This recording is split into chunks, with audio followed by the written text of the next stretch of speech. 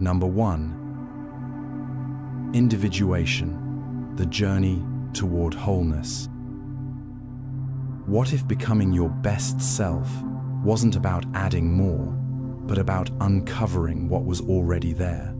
That's the heart of individuation, Jung's word for the lifelong process of becoming whole. It's not about perfection or success. It's about integration, learning to live with every part of you, even the ones you'd rather forget. In the beginning, we identify with what gets approval, the mask, the persona, the roles we're taught to play. But beneath that is a rich inner world, filled with contradictions, instincts, fears, and truths we haven't yet explored. Individuation asks us to go inward, to meet the shadow, reconnect with forgotten feelings, reflect on our personal myths, and let go of the versions of ourselves that no longer fit. Sometimes that looks like confusion.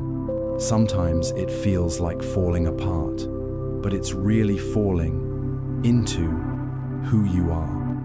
Maybe you felt that quiet pull to reflect more, to pause, to question who you've been and who you're becoming. That's not a breakdown, it's a breakthrough. It's your psyche inviting you to grow, not in rebellion, but in return. You don't become whole by staying polished. You become whole by being real.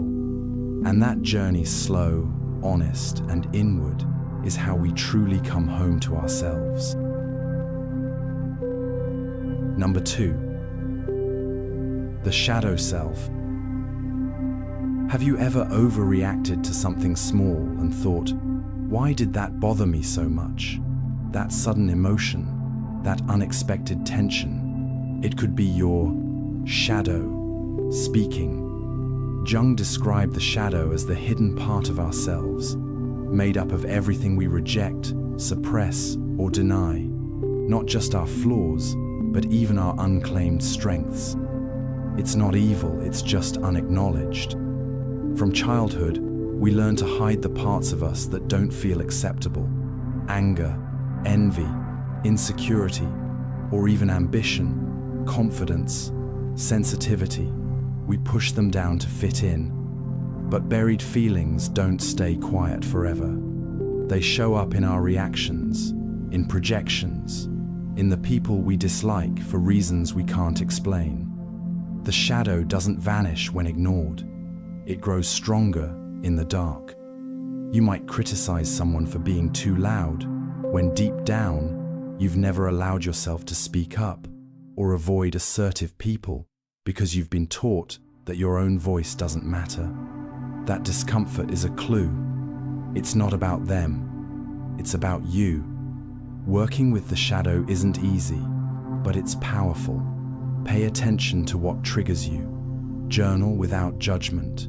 Let your dreams speak.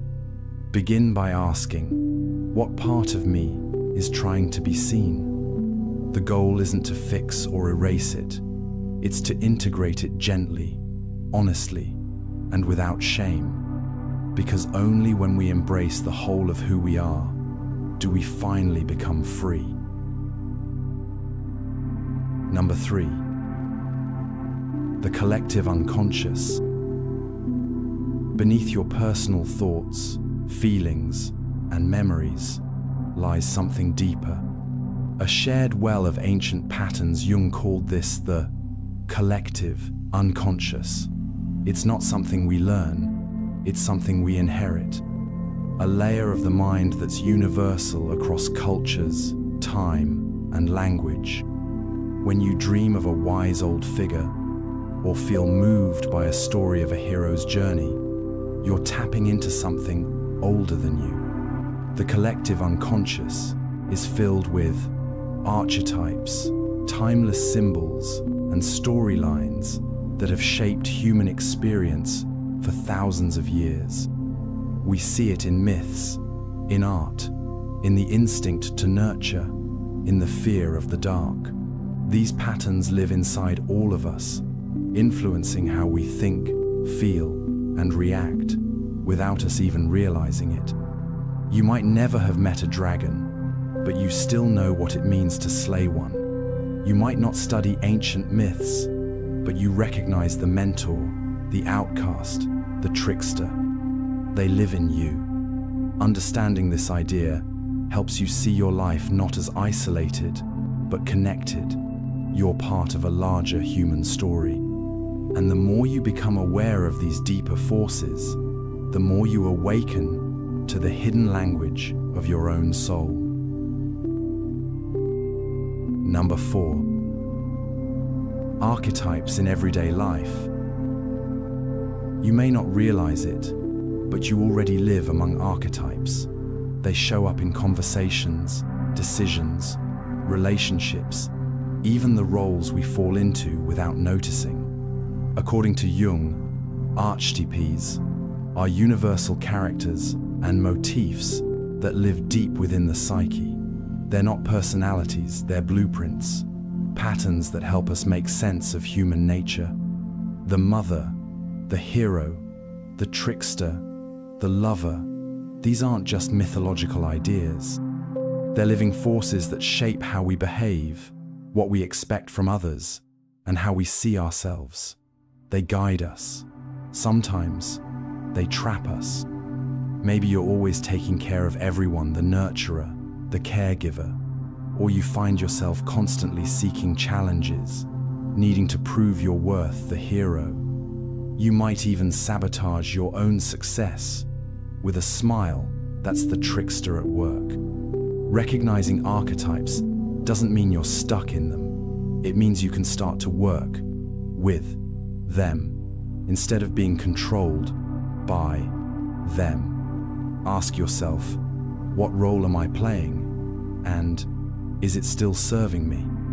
Because when you name the pattern, you create space to change it. And slowly, you step out of the script and start writing your own. Number 5. The persona, masks we wear. Every day, we put on a mask, not to deceive, but to belong. Jung called this social mask the persona.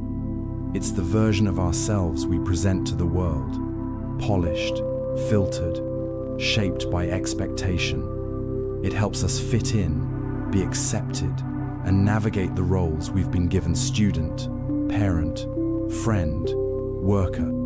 But problems arise when we confuse the mask for the self. When we spend so long pretending, we forget who's underneath. We feel distant from ourselves. We feel hollow or anxious, even when life seems fine. Have you ever smiled when you didn't mean it? Said, "I'm okay," when you weren't? That's the persona at work, keeping things smooth on the outside, while something deeper stirs within. The persona isn't wrong, it's necessary, but it's not the whole story. If we cling to it too tightly, we miss the deeper parts of ourselves, the vulnerable, the wild, the intuitive, the true. So, take a moment, ask, is the way I'm showing up aligned with how I feel inside? You don't have to drop the mask all at once, just loosen it. Because beneath the persona is the person, and they're waiting to be seen. Number 6. The anima and animus within. Inside each of us lives a hidden counterpart. Jung called them the anima and animus, the inner feminine within men and the inner masculine within women. But these aren't about gender roles. They're about balance, integration, wholeness. The anima is emotion, intuition, receptivity, the flowing, feeling force. The animus is structure, logic, assertiveness, the doing, driving energy. We all carry both, regardless of biology, and the journey toward growth involves getting to know both. Sometimes, we over-identify with one and reject the other. A man may fear his sensitivity. A woman may suppress her confidence. But when we deny one side, we lose a vital part of who we are, and we start projecting that missing piece onto others. You might idolize someone because they seem to complete you, or resent them for showing traits you've buried. That's the anima and animus calling for your attention. Reclaiming your inner polarity isn't weakness, it's power. When you make space for both clarity and compassion, both strength and surrender, you begin to move through the world in a new way, not as fragments, but as a whole. Number 7, projection, seeing others through ourselves. Have you ever disliked someone instantly, but couldn't quite explain why? According to Jung, what we see in others often reveals more about ourselves than we realize. This is called projection, the unconscious act of assigning our own feelings, traits, or fears onto someone else. When parts of ourselves feel too uncomfortable to face, like jealousy, pride, or insecurity, we push them into the shadow, but they don't disappear. They show up outside us, in the people we criticize, admire, or even envy. It's easier to say, they're so arrogant, than admit we want to feel more confident ourselves. Projection happens in all kinds of relationships. You might idealize someone because they carry traits you haven't embraced in yourself, or reject someone fiercely because they reflect a part of you you're not ready to own. The key isn't to judge yourself for projecting, it's to become aware. Ask, what does my reaction to this person say about me? Every emotional trigger is a mirror. And when you start owning what you see in others, you take your power back. Because the more you reclaim from the outside world, the more complete you become inside. Number 8. Dreams as portals to the psyche. Every night, without trying, you cross a threshold into a world built by your own mind. Jung saw dreams not as meaningless images, but as powerful messages from the unconscious. They're not random, they're symbolic, and they carry truths we might be too distracted or too afraid to face when we're awake. Your dreams reflect your inner life, your conflicts, desires, wounds, and potential. They speak in symbols, metaphors, and strange sequences, not to confuse you, but to bypass your logical mind and speak directly to the soul. Maybe you dream of falling, of running, of forgotten places, or people you've never met. Jung believed these aren't just fantasies, they're invitations. Each symbol is a guide, each setting a reflection of something deeper. You don't have to interpret everything, but you can pay attention. Write your dreams down, sit with their mood. Ask yourself, what might this be saying to me? Over time, patterns emerge. Messages become clearer. Your dreams are like letters from your inner self, sent in the language of myth. And when you start reading them, you begin to understand who you really are. Number 9. Symbols, the language of the soul. Some truths are too deep for words. That's why the soul speaks in symbols. According to Jung, symbols are not just signs or labels. They're living expressions of meaning that reach far beyond logic. A cross, a circle, a serpent, a tree. These images appear in dreams, myths, art, and rituals across the world, and they carry layers of resonance. A symbol doesn't tell you what to think. It opens a doorway to what you already feel. When you encounter a symbol, you're encountering yourself.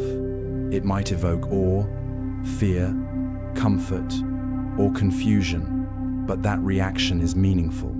It's your psyche responding to something timeless.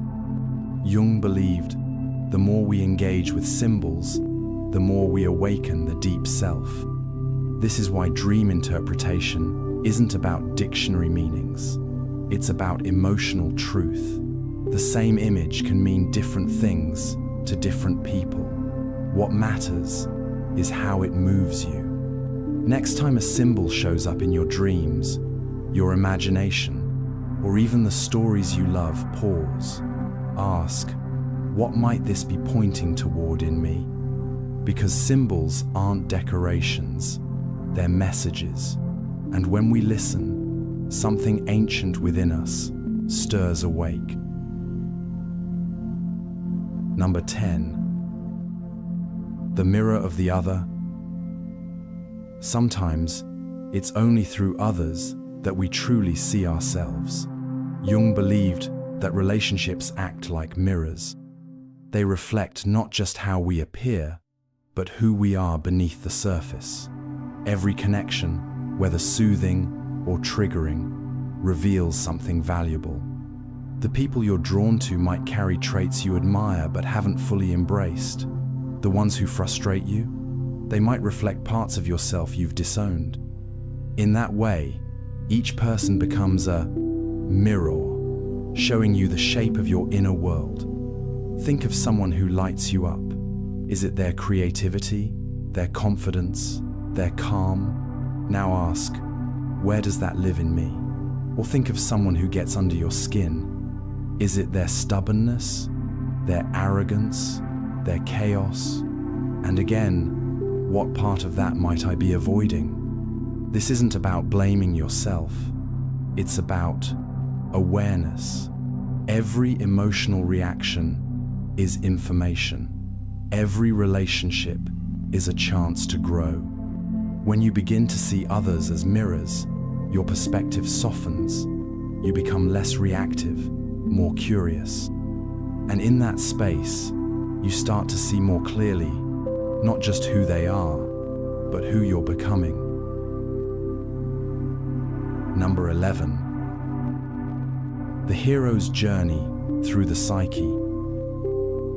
Every great myth begins the same way, with a call to leave the familiar and face the unknown. Jung saw this pattern not just in stories, but in the soul itself. He called it the hero's journey, a universal path of transformation that plays out within each of us. At some point, you're pulled from your comfort zone by crisis, longing, or a quiet sense that something's missing. You resist it at first, you doubt yourself, but the journey has already begun. Along the way, you meet challenges, mentors, and moments that break you open, and slowly, you're forced to shed the old version of who you were. This isn't about slaying monsters out there, it's about facing what's inside. Fear, grief, shadow, doubt. Each trial becomes a mirror, each loss, a lesson. And then eventually, you return not as who you were, but as someone changed. You've brought back wisdom, strength, and truth. You're still you, but you're deeper now. So if life ever feels like a story you didn't choose, take heart. That's the path of the inner hero, and it's calling you not to win, but to wake up. Number 12. The trickster, chaos in disguise. Not every part of your psyche plays by the rules. Enter the trickster, a wild, shape-shifting force within you that disrupts order, bends logic, and often creates chaos, just to reveal a deeper truth. You'll find the trickster in ancient myths as the fool, the thief, the clown, the coyote, but Jung knew it lived inside us too. It's the part that breaks patterns when they get too rigid, that makes you laugh at serious things, or stumble just when you think you've figured it all out. The trickster frustrates us and frees us. It challenges our certainty, deflates our ego, and teaches through mischief. You plan everything perfectly, and then it all goes sideways. That's the trickster reminding you, control is an illusion. Sometimes it shows up in dreams, sometimes in embarrassing mistakes, but always with a lesson buried inside. Not everything needs to go according to plan for growth to happen. So when life throws you curveballs, or your inner world feels upside down, ask, what's being broken open here? Because the trickster may be laughing, but it's also guiding. Number 13. The wounded healer archetype. There's a strange truth in healing. The deeper your wound, the more capable you are of helping others heal. Jung called this the wounded healer, a timeless archetype found in mythology, therapy, and real life. The healer isn't someone untouched by pain. It's someone who's met their suffering, walked through it, and carries the wisdom of that journey. The wound doesn't disappear, but it transforms.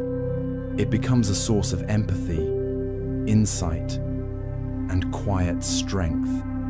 You might know someone like this, or maybe you are someone like this, a person who listens deeply, who understands pain not through theory, but through lived experience.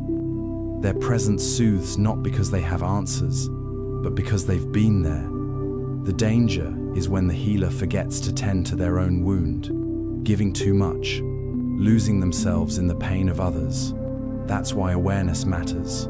The wound makes you human, not broken. When you honor your own healing, when you keep doing the work, you become a bridge between pain and peace, between isolation and connection. And in that role, you don't just help others recover, you remind them healing is possible.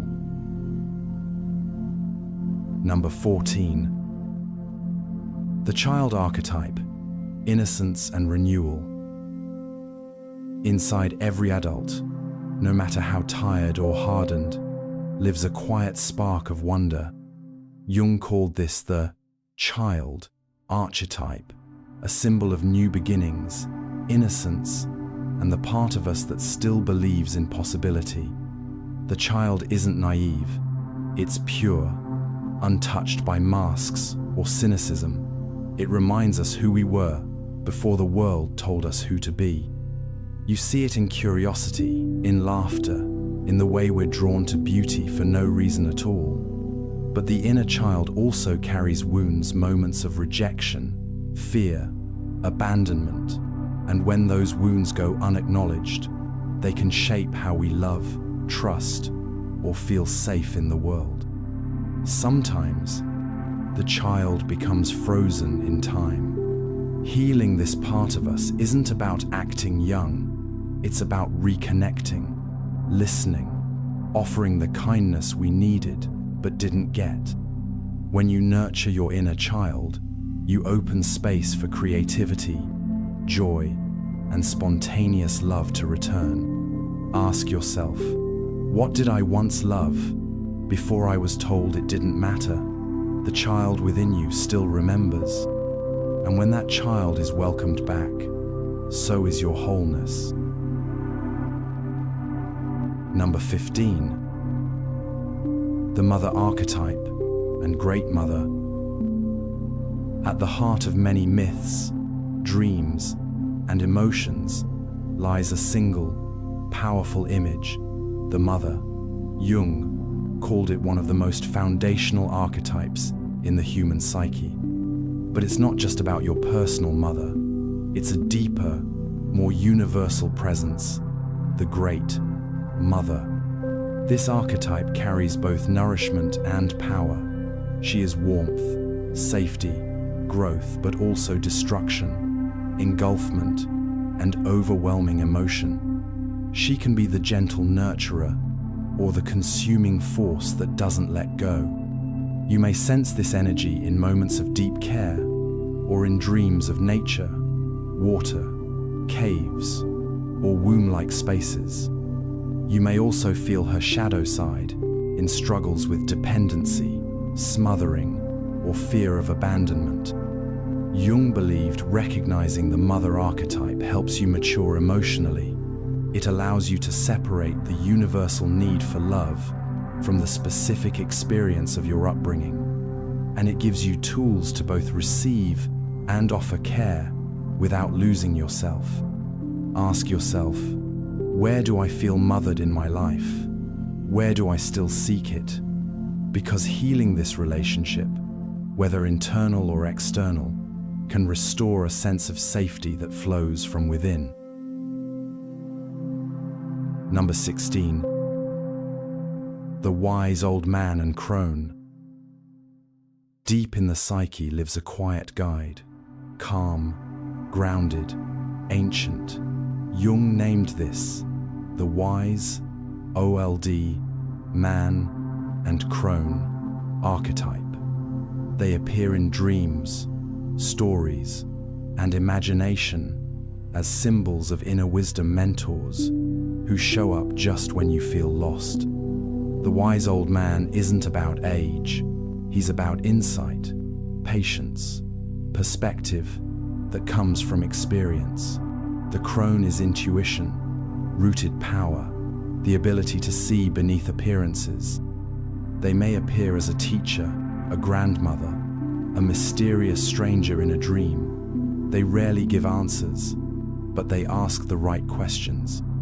These archetypes awaken when we slow down, reflect, or reach a turning point. They remind us that not all growth is external. Some of it happens in stillness, in listening, in surrendering to what we don't yet understand. In a world obsessed with speed and novelty, the inner elder says, pause, look again. There's meaning here. You just need time to hear it. When you trust this part of yourself, the inner guide, you begin to navigate life not from fear, but from inner knowing. And that kind of wisdom never gets old. Number 17. The self as mandala. Imagine a circle intricate, balanced, complete. That's the mandala, a sacred symbol found in cultures across the world. To Jung, the mandala wasn't just art. It was a reflection of the self, the deeper, unified center of who we are. The self isn't the ego. It's larger, quieter.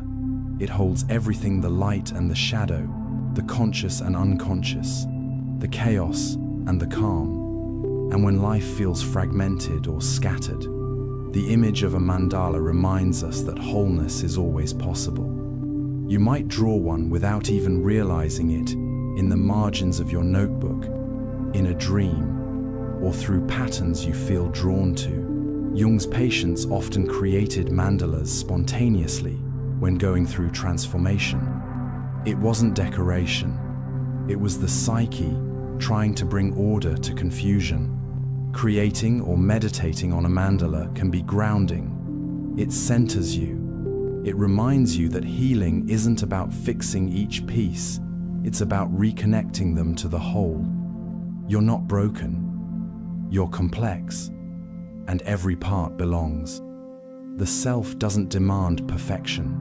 It asks only for balance and enough stillness to feel the center again.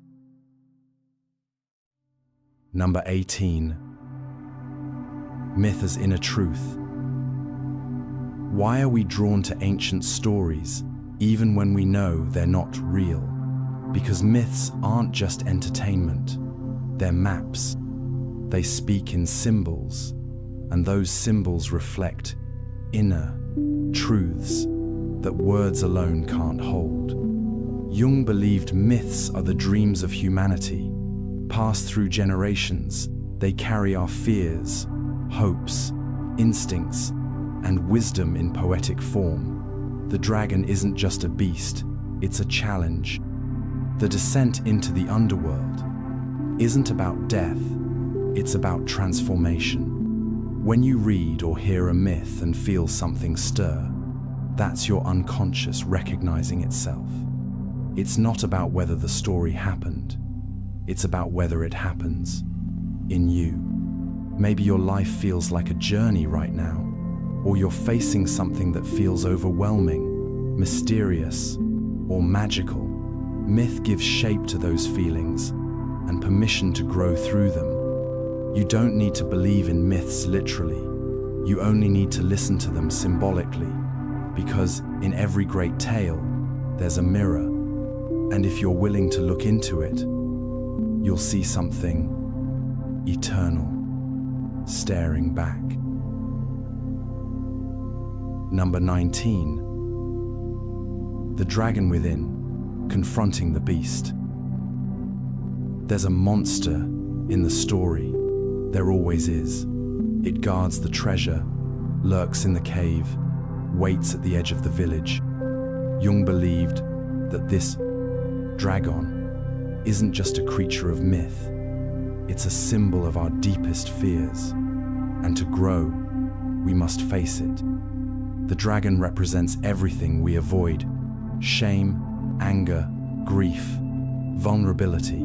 It's the force we run from in others and in ourselves. But here's the paradox. What the dragon protects is often the very thing we need: strength, truth, healing, wholeness.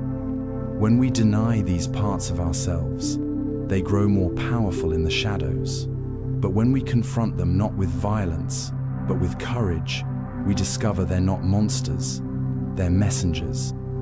Think of something you've feared to face: a conversation, a memory, a feeling. That's your dragon, and your task isn't to slay it, but to understand it. Because once you stop running, the dragon changes shape. What felt terrifying becomes sacred. The cave you feared to enter holds the gift you've been searching for all along. Number 20. The forest path. Journey into the unknown. Every inner journey begins the same way, with a step into the dark woods. The forest is a timeless symbol of mystery, confusion, and the unknown. Jung saw it as the landscape of the unconscious, the place we must wander to find ourselves. In the forest, the rules of ordinary life dissolve. Paths disappear. Old maps no longer help. You may feel lost, disoriented, even afraid. But this disorientation is part of the transformation. The forest removes certainty, so something deeper can emerge. In dreams and myths, characters who enter the forest often return changed, not because the forest fixed them, but because it stripped away everything false. The forest reveals who you are without the noise. You might be in that place now where nothing makes sense, and you're unsure what's next. That's okay. That's the path. Don't rush through it. Let it speak. Walk slowly. Trust your instincts. Pay attention to what appears again and again. The animals, the strangers, the signs. They're not random. They're parts of you. Because the forest doesn't confuse you. It wakes you. And when you step out, you're never the same. Number 21. Synchronicity, meaningful coincidence. Have you ever thought of someone and they called seconds later, or stumbled upon the exact message you needed just when you needed it? Jung called this synchronicity, a moment when inner experience and outer events line up with uncanny meaning. Unlike cause and effect, synchronicity isn't about logic, it's about connection. It's the psyche speaking through the world, using patterns, symbols, and timing to wake us up. You might brush it off as coincidence, but something deeper stirs when it happens. A quiet sense that this isn't random, that life, somehow, is participating in your story. Jung experienced this often in therapy, a client's dream aligning with a real-world event, a symbol from mythology showing up on the same day it emerged in conversation. These moments feel charged, not because they're magical, but because they're meaningful.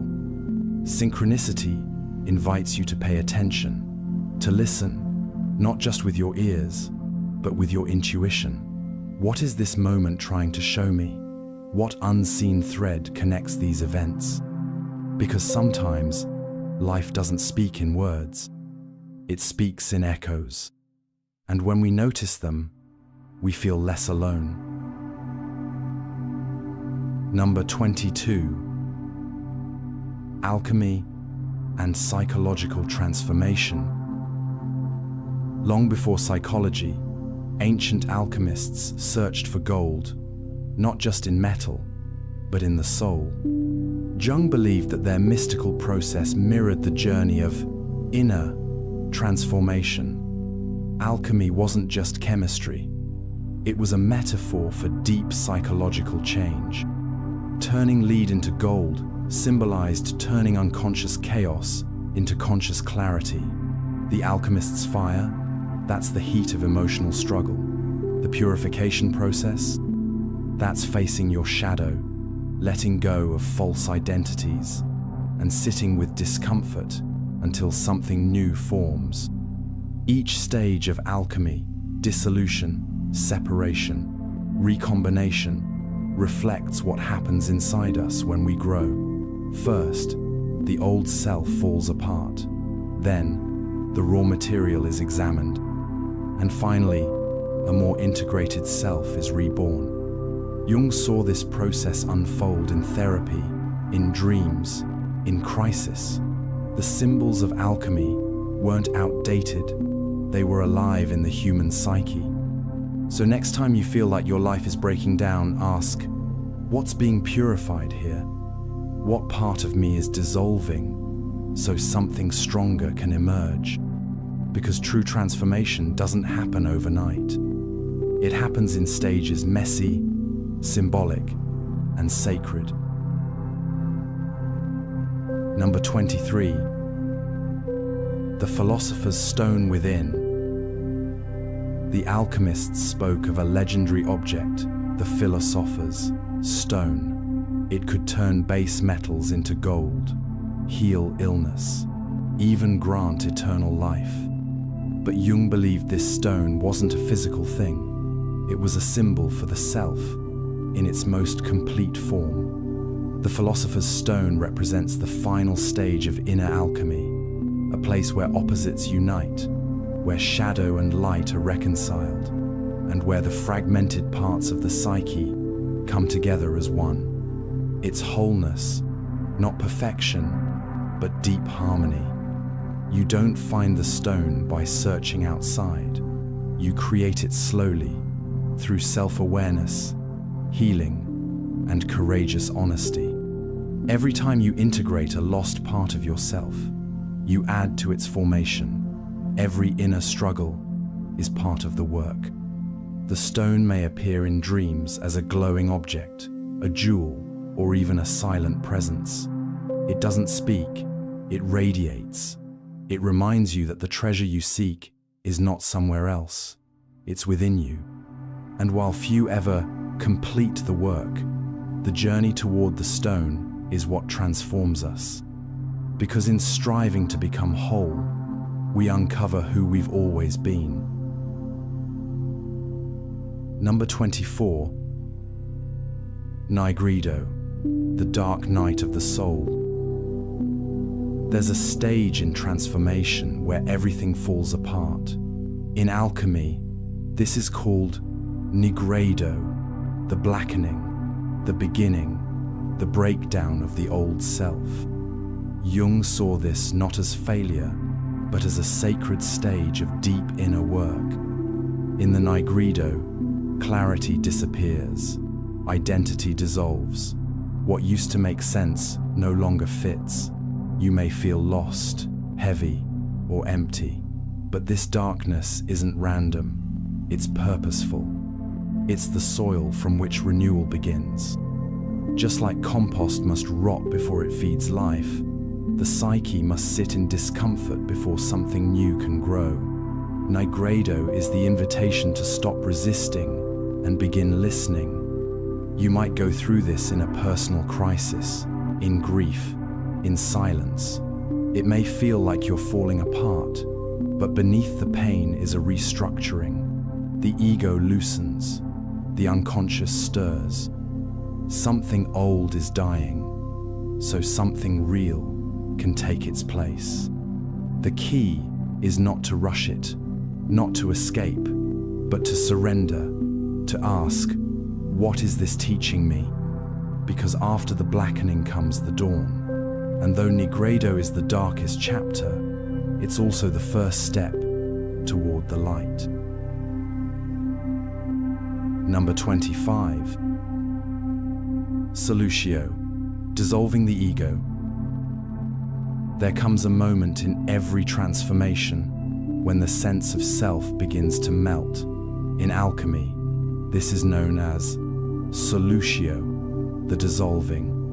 Jung used this stage to describe the breaking down of rigid ego identities. The part of us that says, "This is who I am," begins to soften, and something deeper starts to rise. Solutio often arrives after a loss or a breakthrough, when the structures we built no longer hold. It feels like water flooding everything we thought we knew. Plans, titles, roles, they dissolve. And what's left is uncertainty, but also possibility. This isn't a breakdown, it's a sacred wash. Water, in dreams and myth, always symbolizes the unconscious cleansing, deepening, softening the walls we've built. The more we try to hold on, the more it asks us to let go. The ego fears dissolution, but the soul knows it's necessary, because only by loosening the old forms can something new take shape. Solutio reminds us, you're not the mask. You're what remains when the mask falls away. And in that surrender, there's freedom, the freedom to begin again, from something more real. Number 26. Coagulatio, integration and renewal. After dissolution, something begins to take form. In the alchemical journey, this is coagulatio, the bringing together. Jung saw this as the psychological stage where scattered pieces of the self begin to reconnect. The chaos clears, and a new wholeness quietly emerges. Coagulatio isn't flashy, it's subtle. You might find yourself saying, "I feel more grounded," or "Things are starting to make sense again." There's a sense of inner solidity, not from returning to the old identity, but from becoming something truer. You may start seeing your shadow with compassion, reclaiming parts of yourself you once rejected, or discovering new clarity in your decisions and boundaries. This is integration, not perfection, but alignment. In dreams, coagulatio might appear as stones, land, or solid structures, symbols of things that last. It's a sign that what was once fragmented is beginning to stabilize. And while the process continues, there are still stages ahead. This moment is important, because integration means you're no longer pulled apart, you're becoming centered. And from that center, a new kind of strength begins to grow. Number 27. The 4 stages of alchemy. Alchemy isn't random magic, it's a precise process, and Jung believed it mirrored the stages of deep psychological transformation. There are 4 major stages: Nigredo, Albedo, Citrinitas, and Rubedo, each one holding a sacred phase of inner growth. Nigredo is the blackening, the collapse, the darkness, the breaking down of the old self. Albedo is the whitening, purification, clarity, and healing after the fall. Citrinitas, the yellowing, is the dawning of insight and conscious awareness. And finally, rubedo, the reddening, is full integration, where the self becomes whole and vital. You may not move through them linearly, you may loop back, but the rhythm is ancient. It's been mirrored in myths, in dreams, and in every genuine healing journey. Each stage has its own challenges. Nigredo brings shadow, albedo brings truth, citrinitas brings meaning, and rubedo brings embodiment, living your truth, not just knowing it. Together, they form a roadmap of becoming. So when life feels messy or mysterious, remember this: there is a process unfolding, even if you can't see it yet. And the stages aren't punishments, they're invitations to evolve. Number 28. The alchemical marriage. In the heart of alchemy lies a sacred union, the alchemical marriage.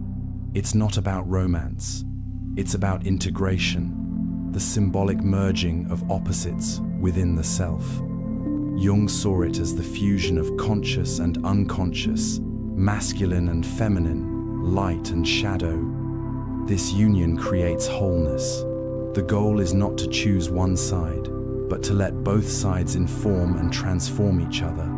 The logical meets the intuitive, the assertive softens into the receptive. The fragmented becomes whole. You might notice this in moments of deep clarity, when your decisions feel aligned with both mind and heart, or in dreams where two figures unite, or a symbol of balance appears. It's the psyche telling you inner harmony is possible. But the alchemical marriage doesn't come without conflict. Before the union, there's tension, resistance, struggle between parts of you that don't yet trust each other. That's part of the process. Real change requires relationship, not just with others, but with yourself. And when you begin to see your inner opposites, not as enemies, but as allies, something beautiful begins to form. Wholeness, integration, inner peace that isn't passive, but radiant. Number 29. Turning lead into gold. At the center of alchemy is a powerful metaphor, turning lead into gold. But Jung believed the real transformation was not in metals, it was in the mind. Lead represents the heavy, unconscious parts of ourselves: fear, shame, confusion, stuckness. And gold? That's consciousness, clarity, wholeness, inner light. We all carry psychological lead, old wounds, negative patterns, pieces of ourselves we've pushed down. But the alchemist doesn't throw the lead away. They work with it slowly, patiently, because hidden inside that heaviness is potential. You don't become whole by rejecting your pain. You become whole by transforming it. When you face a shadow, heal a pattern. Forgive yourself, you're turning lead into gold. Not through force, but through awareness. This isn't about becoming someone else. It's about becoming more fully yourself. And often, the traits you've tried to hide are the very ones that become your wisdom. Ask yourself, what part of me feels heavy, but might be hiding a gift? Because transformation isn't magic, it's process. And over time, with enough presence and compassion, even the darkest material can shine. Number 30. The labyrinth of the psyche. The inner world is not a straight road. It's a labyrinth, full of turns, shadows, dead ends, and hidden doors. Jung often used this image to describe the psyche, not chaotic, but intricate, not broken, just complex. You may set out to solve one issue, only to find yourself circling another. You may think you've healed something, then revisit it months later, in a new form. That's not failure, that's the design. The labyrinth teaches us patience. It reminds us that real insight takes time, that healing isn't always linear, and sometimes getting lost is how you find the truth that's been buried all along. In dreams and myths, the labyrinth often contains a monster, the Minotaur, the shadow, the unknown, but it also contains a center, a sacred space where wisdom lives. The challenge is to keep walking, even when the path doesn't make sense. Jung believed that the psyche is self-regulating, that it gives you what you're ready to face when you're ready to face it, and every twist, every return is part of that unfolding. So if you feel lost inside yourself, don't panic. You're not off course. You're just deeper in the maze. Number 31. The power of the unconscious mind. Most of what drives your life happens beneath your awareness. Jung believed that the unconscious wasn't just a storage room for forgotten memories. It was alive, vast, intelligent, creative, sometimes frightening, but always purposeful. It dreams while you sleep. It reacts before you think. It holds the roots of your behaviors, emotions, fears, and your deepest potential. It's where your shadow hides, but also where your inner guidance lives. Jung didn't see the unconscious as an enemy. He saw it as a partner, something that speaks through symbols, emotions, patterns, asking not to be controlled, but understood. And the more we ignore it, the louder it gets. You might feel its influence in a dream that stays with you, a repeated life pattern, a strong emotional reaction that feels bigger than the moment. Those aren't random, they're messages from within. The unconscious isn't chaotic, it's just subtle. And when you start listening not with fear, but with curiosity, you discover that your psyche has always been trying to guide you toward wholeness. Number 32. Complexes, emotional clusters. Have you ever overreacted and later thought that wasn't really about them? That moment might be the work of a complex, a cluster of thoughts, emotions, and memories bundled together in the unconscious. Jung discovered complexes early in his career. They're like emotional landmines. When triggered, they hijack your response, bypass your logic, and pull you into old patterns. You're no longer reacting to the present, you're reliving something unresolved. A complex isn't just a mood, it's an inner script. It might say, "You're never good enough," or "Everyone leaves." And no matter how much you rationally know better, the feeling still takes over. You don't get rid of complexes by fighting them. You soften them through awareness, naming the pattern, feeling the memory, gently separating the past from the present. That's how they begin to lose power. Everyone has complexes. They're not a flaw. They're part of being human. But with practice, they can become less reactive and even transform into sources of insight. Because the more you understand what lives inside you, the less it controls you. Number 33. Active imagination. What if your imagination wasn't just fantasy, but a doorway to dialogue with your deeper self? Jung developed a technique he called active imagination, a conscious method for interacting with the unconscious. Unlike daydreaming, active imagination is intentional. You start with a dream, image, or emotion, and then you allow it to speak. You write it out, draw it, Even visualize a conversation. And as you engage, something remarkable happens. The unconscious responds. Jung used this method to explore symbols, meet inner figures, and integrate the parts of himself that didn't have a voice. He didn't control the story. He followed it, letting it unfold like a living myth. You might meet your shadow, a wise guide, or a forgotten child. You might uncover anger, fear, or unexpected wisdom. And through this process, you begin to understand yourself from the inside out. This isn't analysis, it's relationship, a way to bridge the gap between what you know and what you feel. So, next time an image or dream stays with you, sit with it, ask it what it wants to say, because your soul is already speaking. Active imagination simply helps you listen. Number 34. The Red Book, Jung's Inner Cosmos.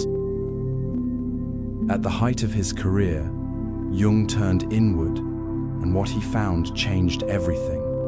For years, he recorded his visions, dialogues, and symbolic journeys in what became known as the Red Book, a stunning record of the soul's unfolding. This wasn't a textbook.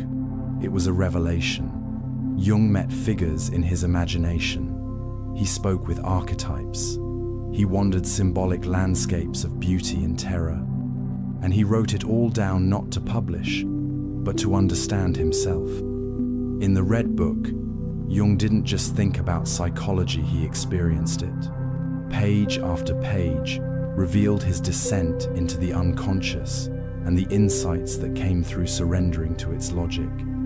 What emerged was a new view of the psyche, not as a machine, but as a living world, full of characters, conflicts, and meaning. The Red Book wasn't just about Jung, it was about all of us. You may never write your own Red Book, but you're already living it. In your dreams, your emotions, your symbols, you carry a cosmos inside you. And when you begin to explore it with care and courage, your inner world becomes not something to fear, but something to follow. Number 35. Visions and voice of the soul. Sometimes, the soul doesn't whisper. It shows you, through images, dreams, visions, moments that feel charged with something bigger than thought. Jung believed that when the conscious mind is quiet, the soul speaks in symbols that bypass logic and go straight to the heart. These moments might come suddenly in meditation, in silence, during crisis, or just before waking. You might see a scene, hear a voice, or feel a knowing that can't be explained. These are not hallucinations, they're communications, symbolic, real in meaning, even if not in form. Jung called this soul dialogue. He experienced it in the Red Book. He encouraged others to take it seriously, not literally, but psychologically. These visions offer guidance, reflection, truth, but only if we respect them. If we try to control or dismiss them, they fade. But if we honor them through writing, art, or contemplation, they reveal layers of the self we didn't know were waiting. The soul doesn't always speak in words. Sometimes it paints. Sometimes it dreams. Sometimes it simply appears. And when it does, all it asks is that we listen. Number 36. The unconscious knows more than you. There's a part of you that knows more than you think. Jung believed the UN conscious holds not just forgotten memories or repressed fears, but wisdom, a vast intelligence that processes, stores, and guides far more than the conscious mind ever could. While you're making plans, the unconscious is observing patterns, while you focus on the surface, it watches the deeper rhythm, that gut feeling you couldn't explain, that dream that won't leave you alone, that sudden insight after months of confusion. That's the unconscious at work. You don't have to understand it fully.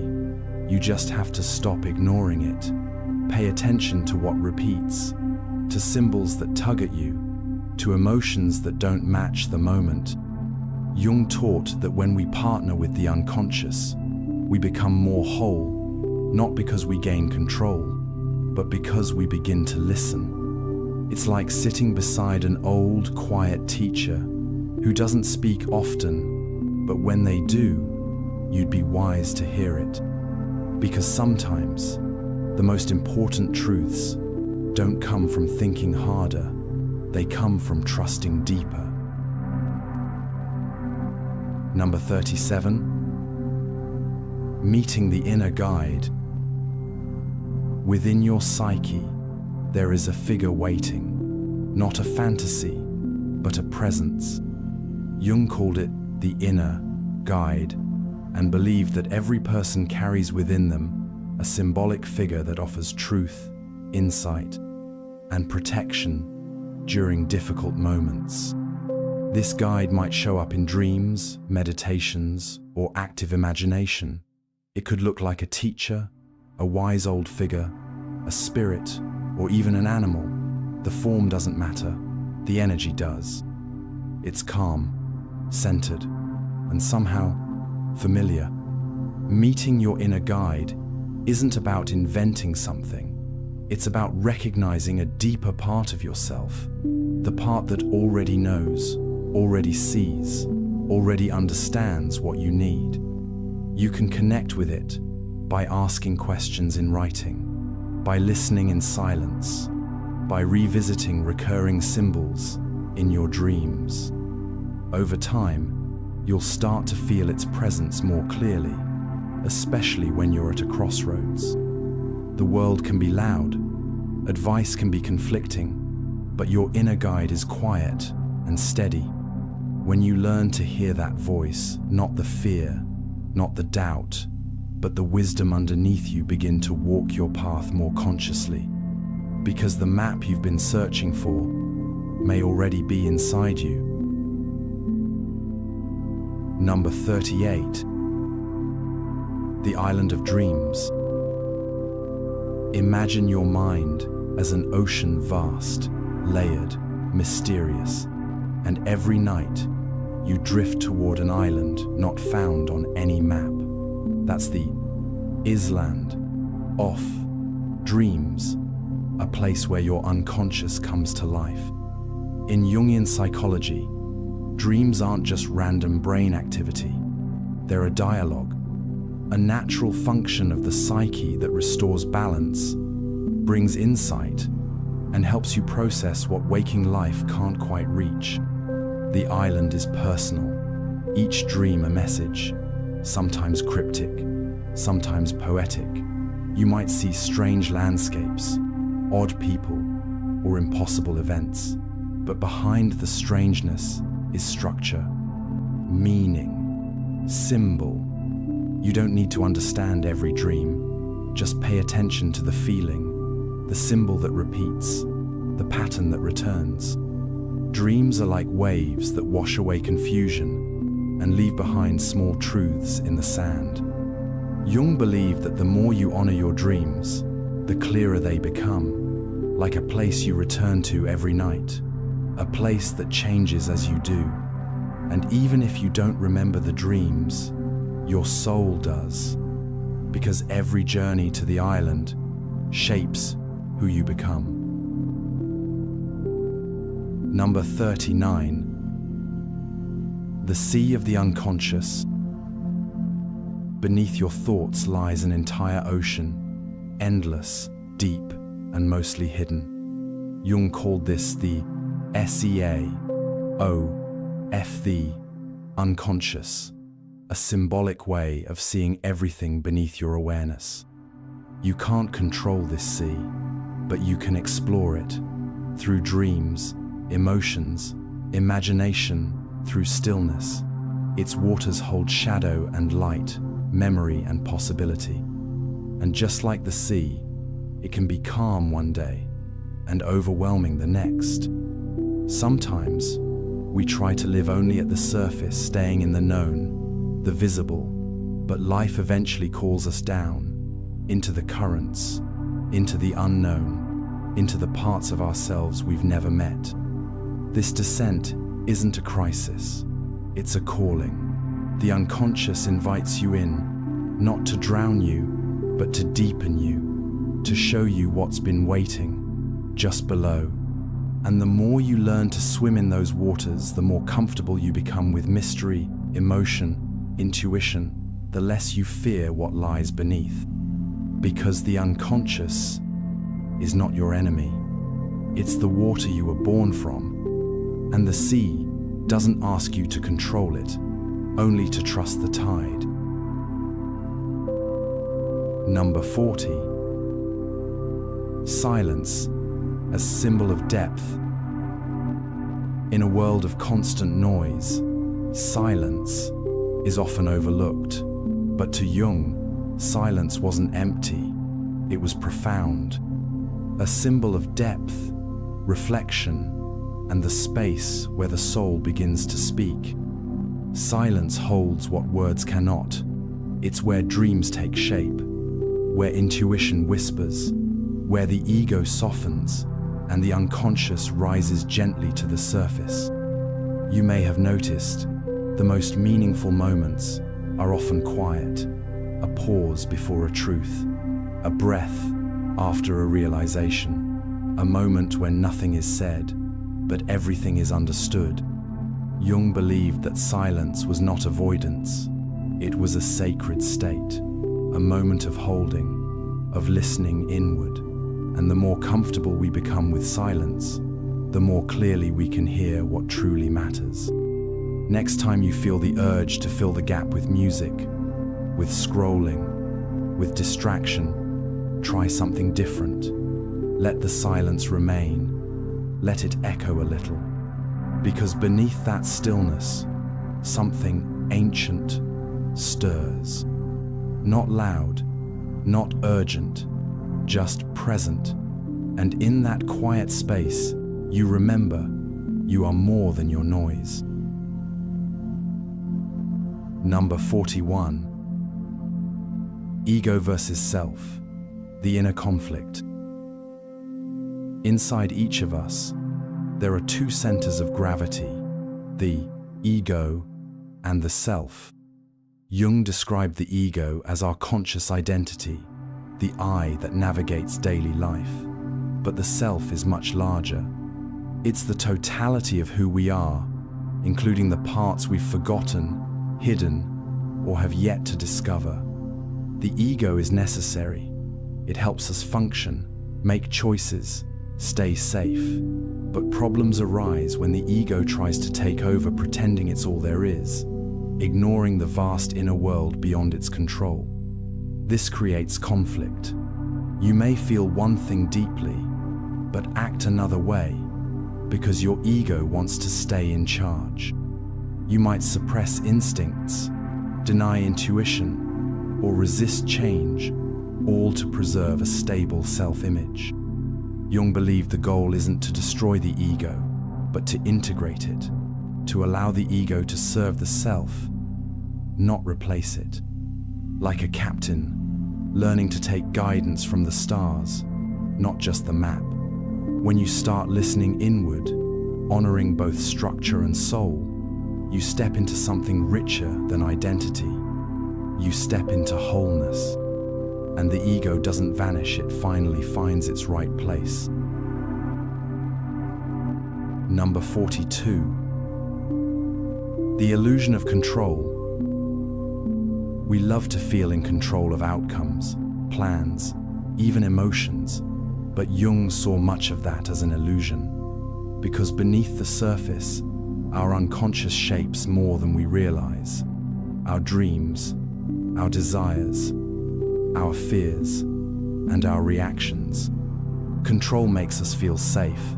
It helps us manage chaos, but the psyche doesn't work on command. You can't force a breakthrough. You can't schedule transformation. And when we try too hard to control our inner world, we often miss its real message. You may try to silence a recurring emotion only to have it grow louder, or plan everything perfectly only to find yourself thrown off course. That's not failure. It's life reminding you, you're not in charge of everything, and that's okay. Jung believed surrender was not weakness, it was strength, a willingness to partner with the unconscious rather than dominate it, to trust the process, even when it's unclear.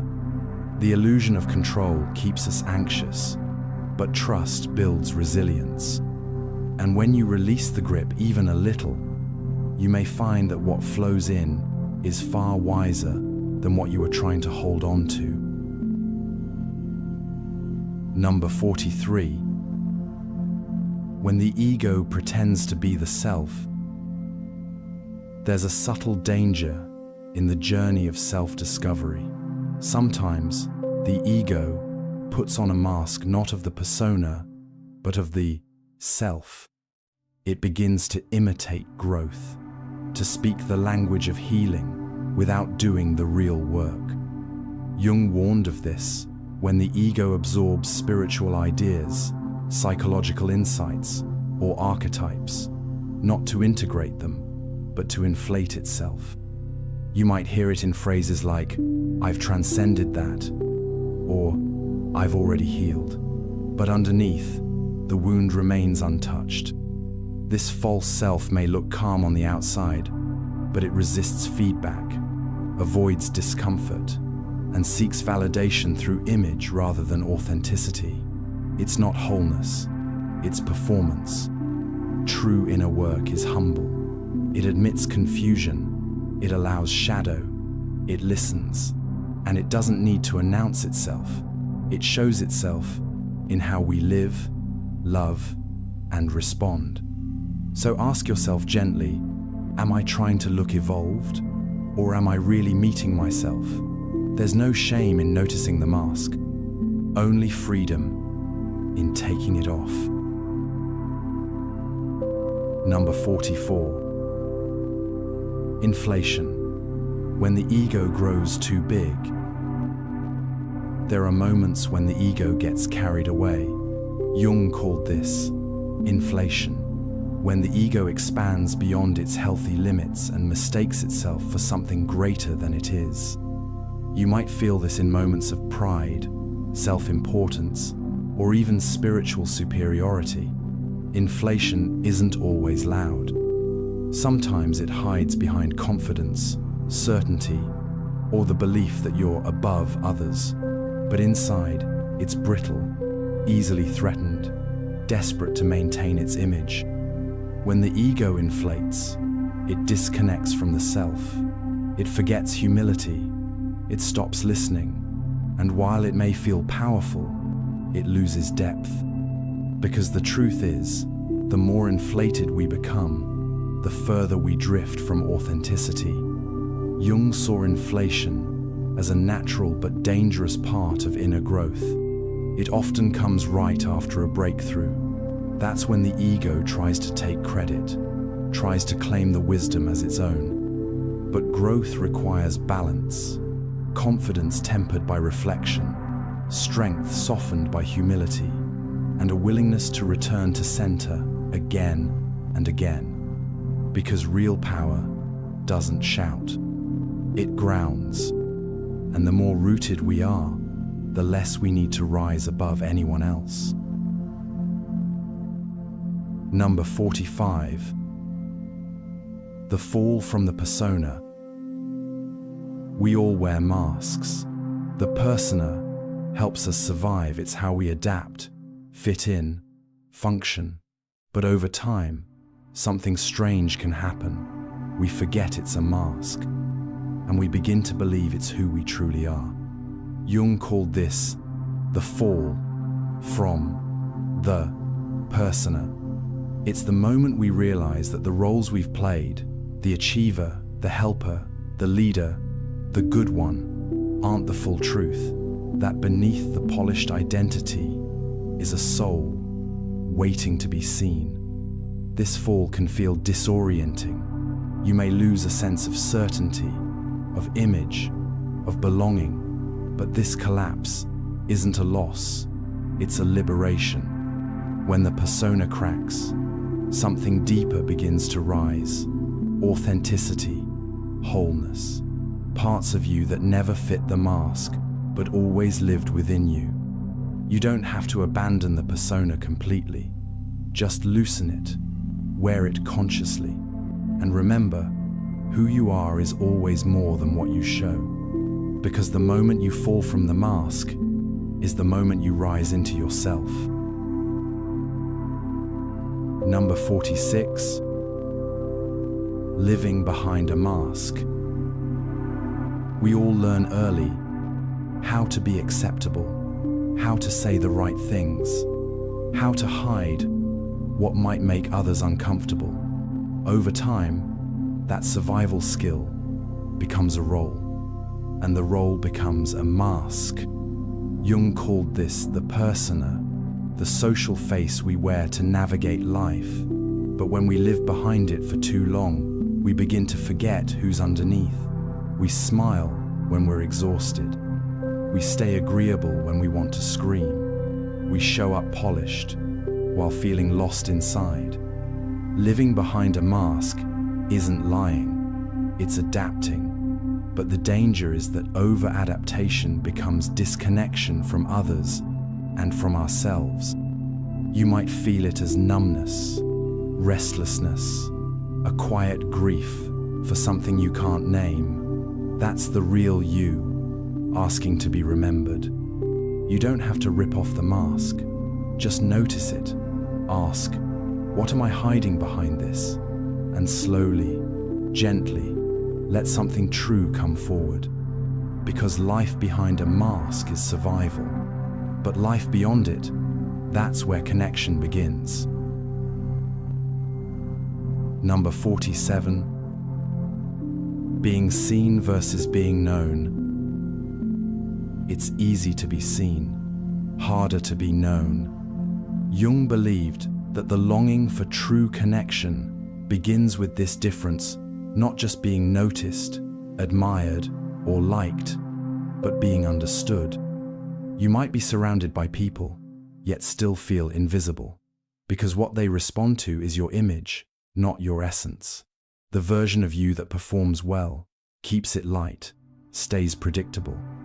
Meanwhile, your deeper truths remain untouched.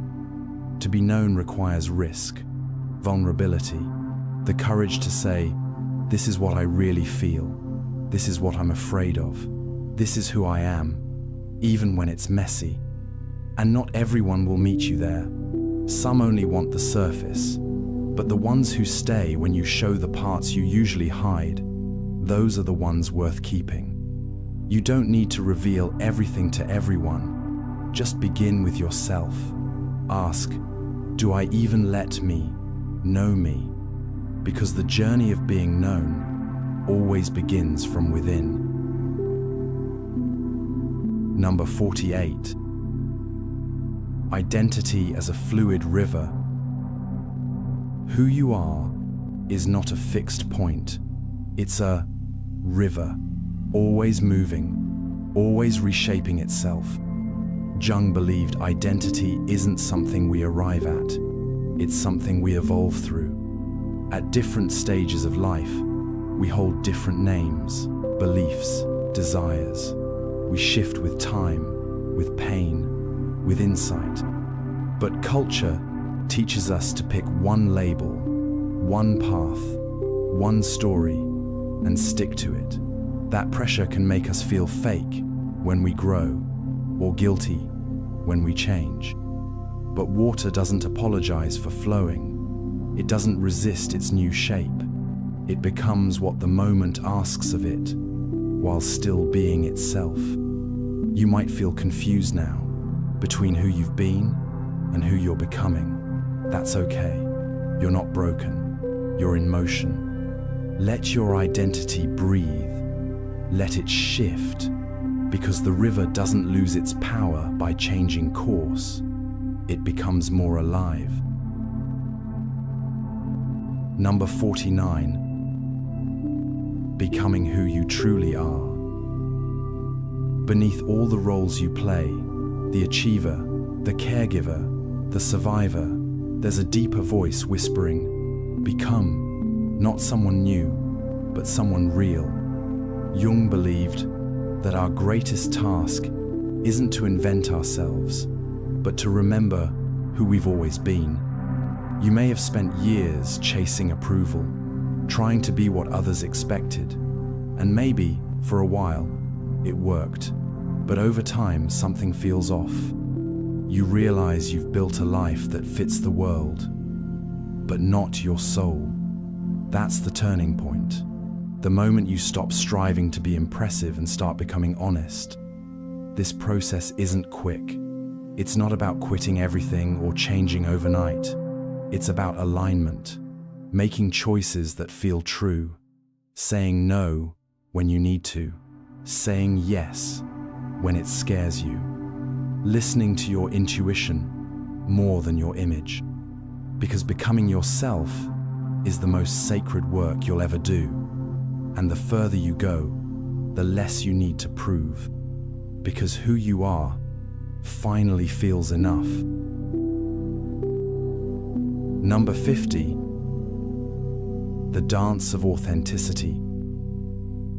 Authenticity isn't a destination, it's a dance. Jung believed that becoming whole meant moving between your outer world and inner truth, not to choose one over the other, but to bring them into rhythm. Sometimes you lead with honesty. Sometimes you hold back to protect your energy.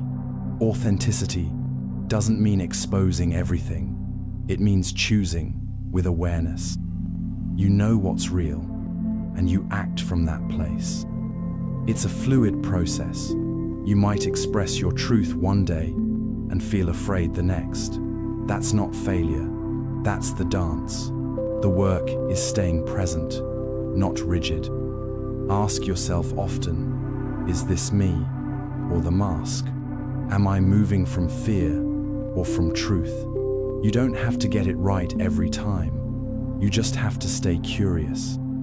Because when your actions align with your essence, even quietly, even slowly, there's a peace that returns. Not because you've figured it all out, but because you've finally begun to feel at home in your own rhythm.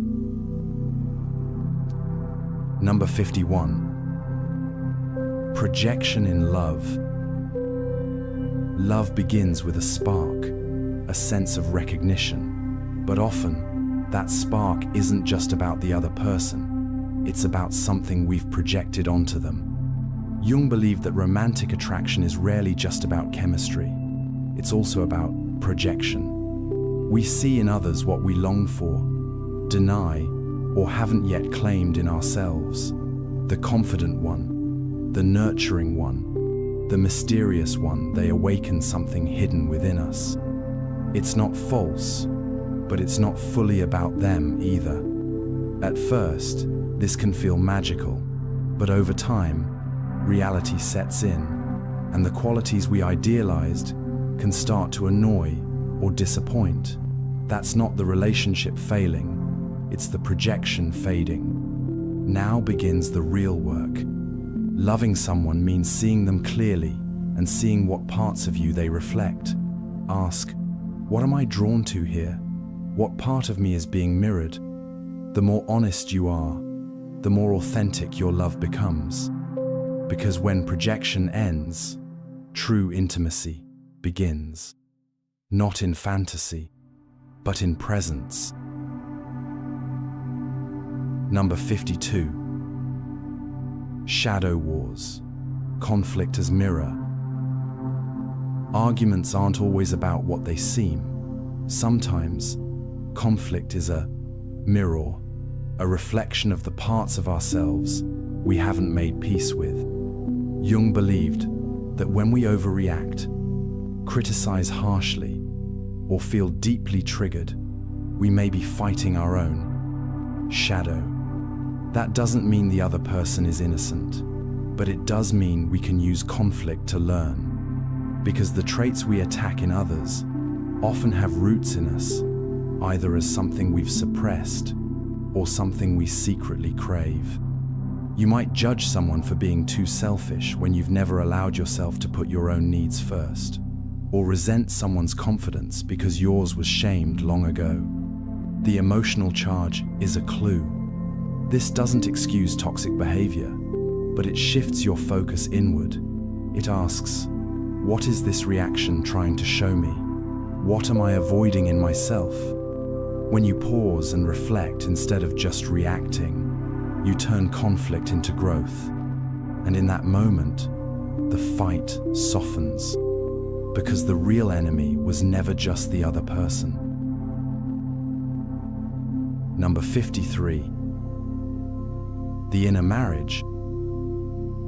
Before we can truly unite with another, we must learn to unite within. Jung called this the inner marriage, the symbolic union of opposites inside us: logic and emotion, strength and softness, masculine and feminine, conscious and unconscious. You might feel this imbalance when you over-identify with one side, always logical, but disconnected from feeling, always nurturing, but afraid to assert. This creates longing in relationships, a search for someone to complete what we've left behind in ourselves. But wholeness doesn't come from someone else. It begins when you acknowledge the missing parts and welcome them back. The inner marriage isn't about perfection, it's about balance, listening to both voices within, trusting both fire and stillness, making room for all of you. And when that integration begins, something shifts. You stop needing others to fill your gaps.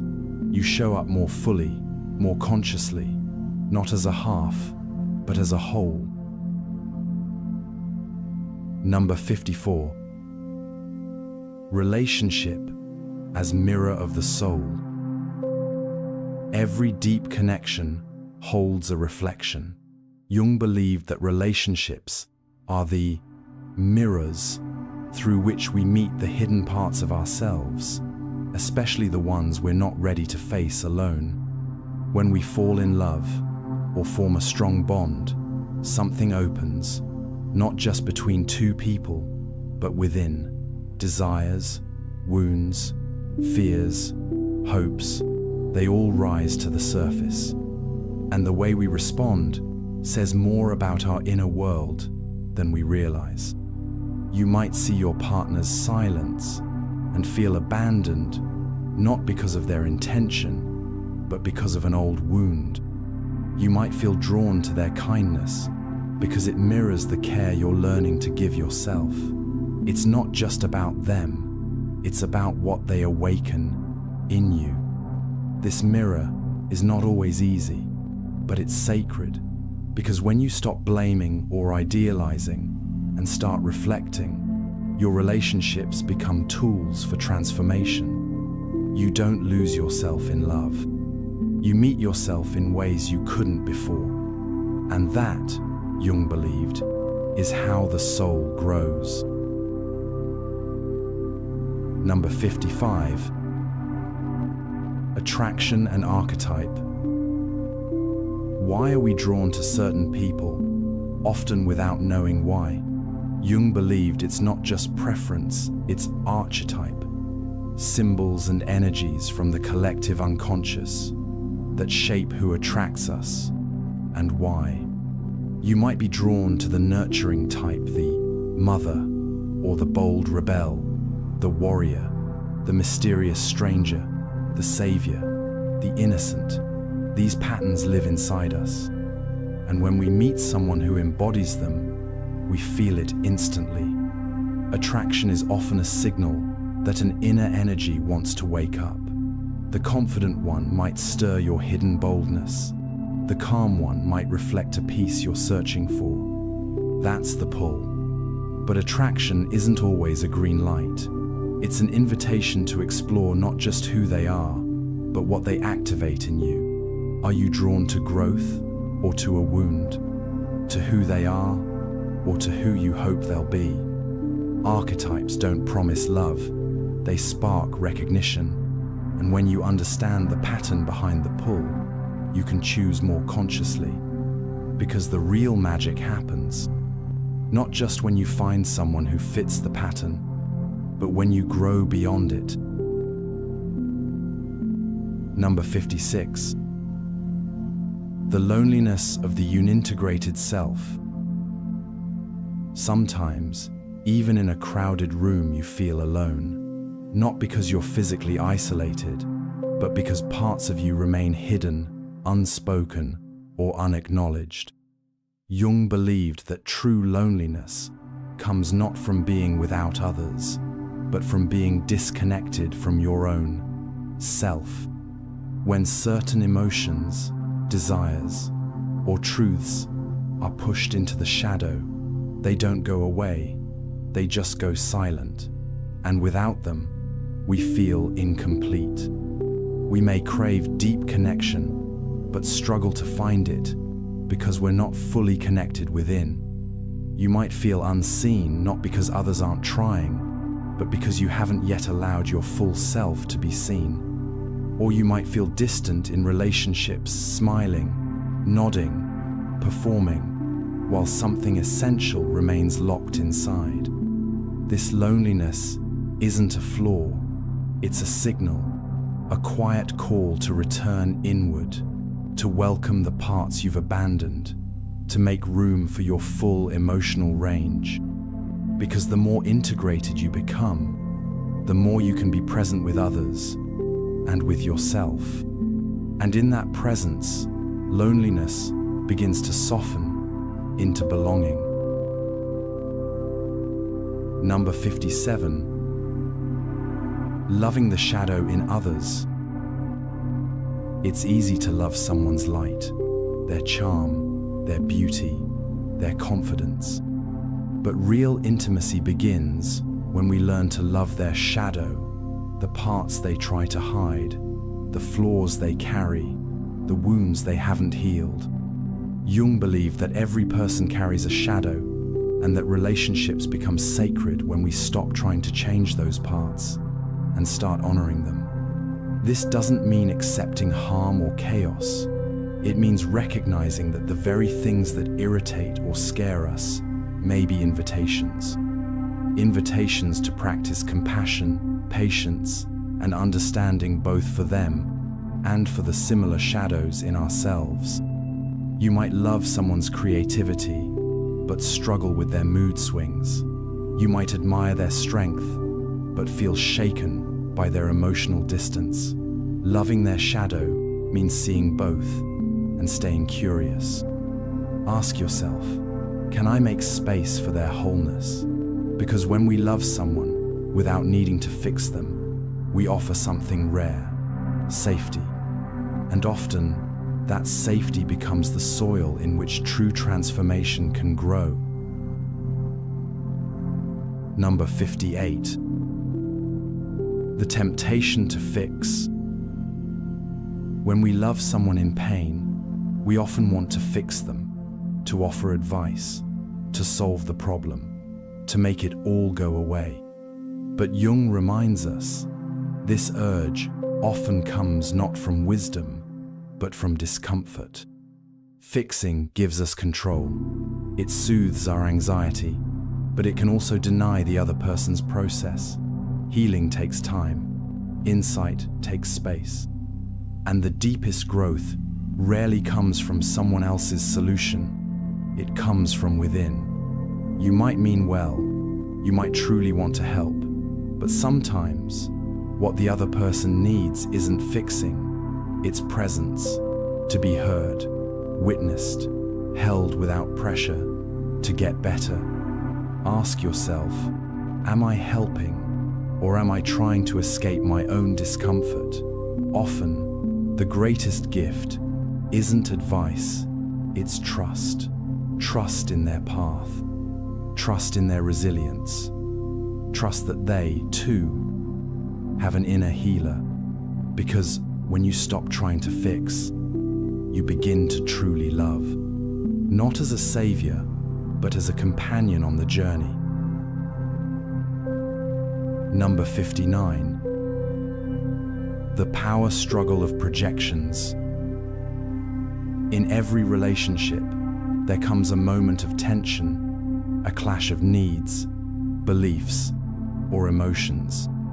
But Jung taught that much of this conflict isn't just about what's happening on the surface, it's about projections. When we project, we unconsciously place parts of ourselves, good or bad, onto the other person. We expect them to fulfill our needs, play a role, carry our emotional history, and when they don't, we feel disappointed, even betrayed.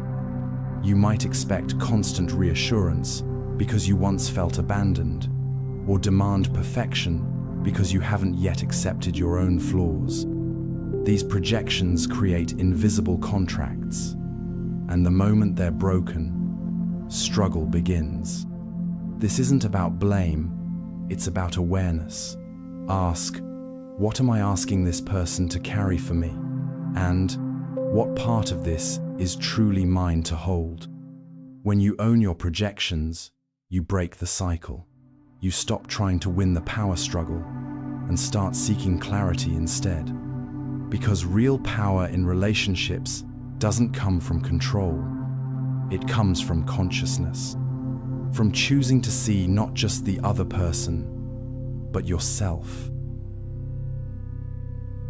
Number 60. Letting go of idealized love. We all carry an image of the perfect love, the soulmate, the ideal partner, the one who understands us without words. But Jung warned that this fantasy often comes from the anima and animus, the inner projections of our ideal feminine or masculine self. These ideals aren't bad.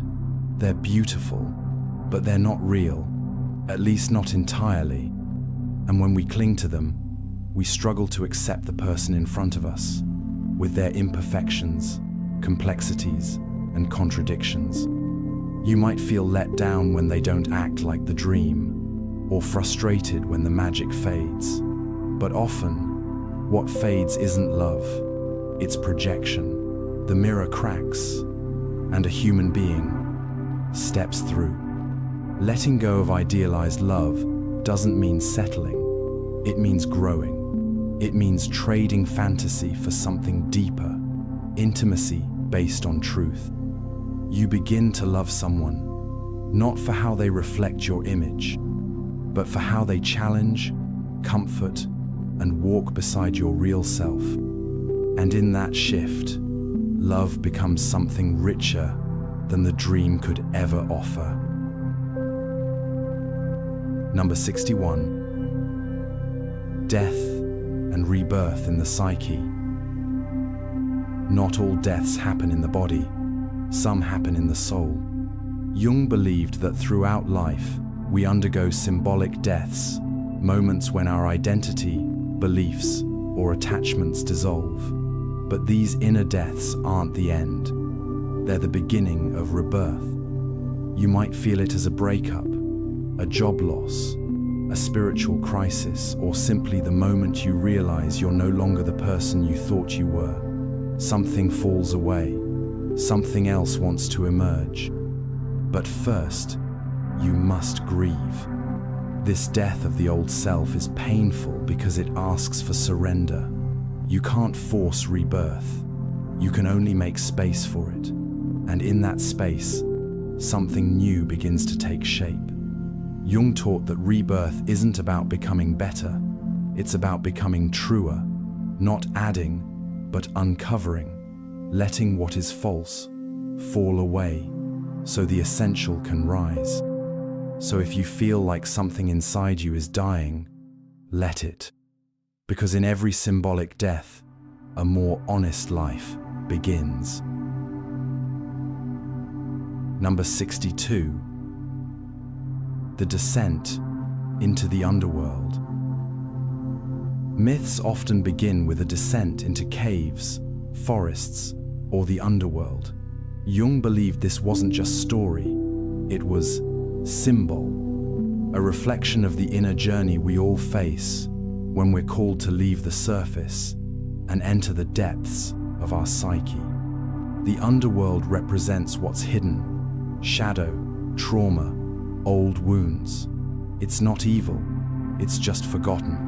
And entering it isn't punishment, it's invitation. You may enter the underworld during loss, depression, or major change. You feel disoriented, stripped of certainty. But this darkness isn't random, it's ritual. It removes what's false and confronts you with what's real. You don't descend to escape life. You descend to meet it from the inside out. And though the path is hard, something ancient walks with you. The same force that drew the mythic heroes inward now calls you too. And when you return, you don't come back empty-handed. You return with vision, with strength, with parts of yourself you never knew were missing. Number 63. Rebirth through suffering.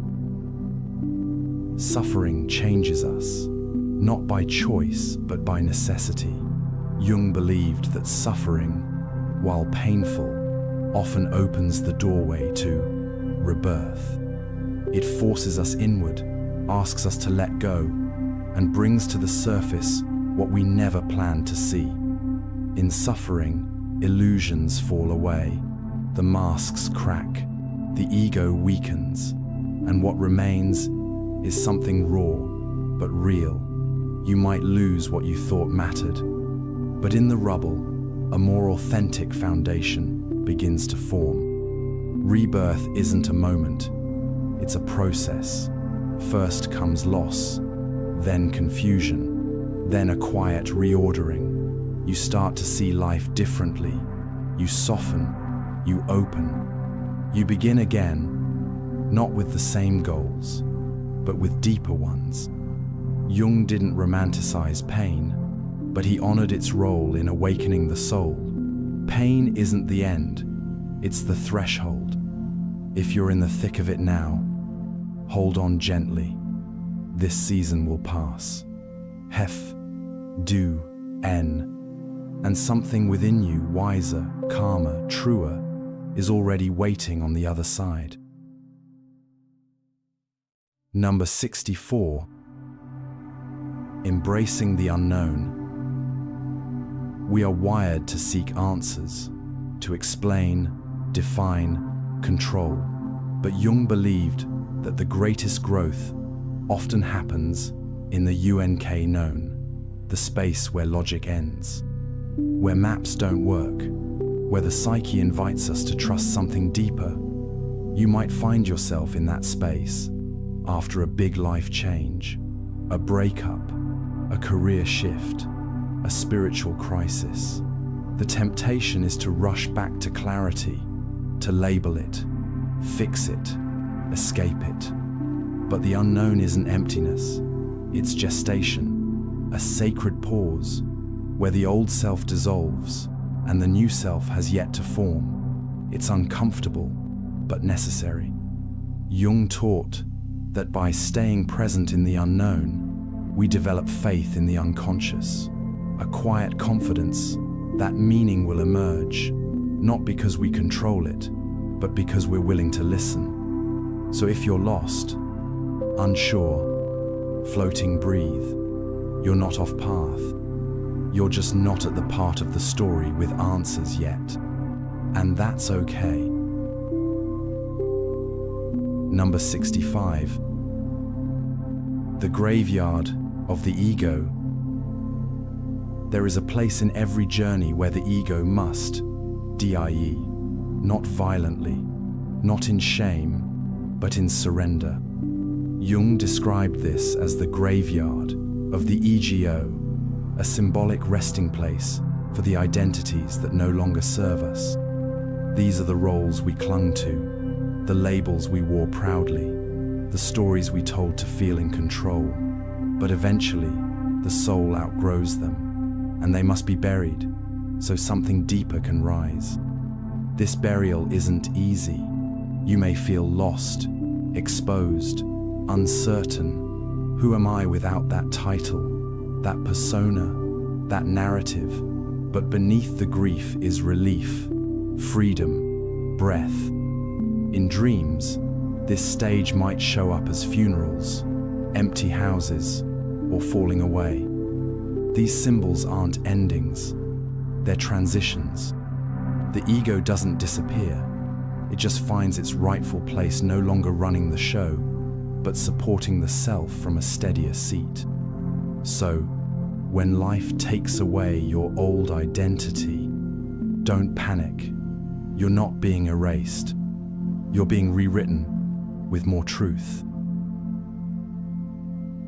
Number 66. The eternal return. What if you had to live this life again and again, exactly as it is? Every moment, every mistake, every joy, every loss.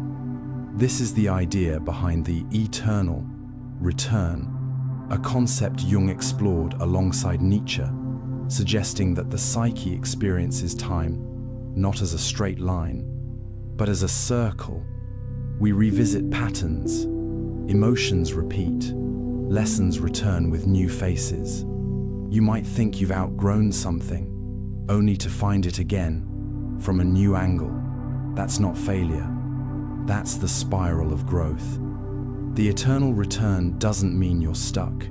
It means the soul deepens by meeting the same themes, with more awareness, more compassion, more selfhood. Ask yourself what keeps coming back. What conversation, emotion, or decision seems to echo in your life? These cycles aren't traps, they're invitations. And every time you return, with clearer eyes and a fuller heart, you break the loop, not by escaping it, but by understanding it. Number 67. The unlived life. There's the life you live, and then there's the one that waits in the background. The unlived life. Jung believed that everything we suppress, every passion we avoid, every truth we silence doesn't disappear. It gathers energy. You might feel it as regret, as restlessness, as envy toward people who dare to do what you won't. That emotion is not punishment. It's a signal, a quiet knock from a life you haven't stepped into yet. This unlived life might contain risk, art, love, anger, boundaries. It might require discomfort, loss, or change. That's why we avoid it. But denying it doesn't protect us. It fractures us. The longer we avoid the unlived life, the heavier our lived life becomes, and the more disconnected we feel from joy. Start small. Ask, what have I always wanted to explore, but didn't? Then listen, not to the fear, not to the doubt, but to the part of you that says, it's not too late. Number 68. Why the psyche fears death. Death is the great unknown, and the psyche, rooted in survival, resists it. But Jung believed that our fear of death goes beyond biology. It reflects a fear of ending, of letting go, of being changed forever. It's not just physical death we fear, it's symbolic ones. The death of a role, a relationship, an identity, the parting with who we thought we were. The ego clings to what's familiar even when it hurts, because to let it go means facing emptiness, facing mystery, and for many, that feels worse than pain. But Jung saw death in all its forms as transformation, a natural part of the cycle.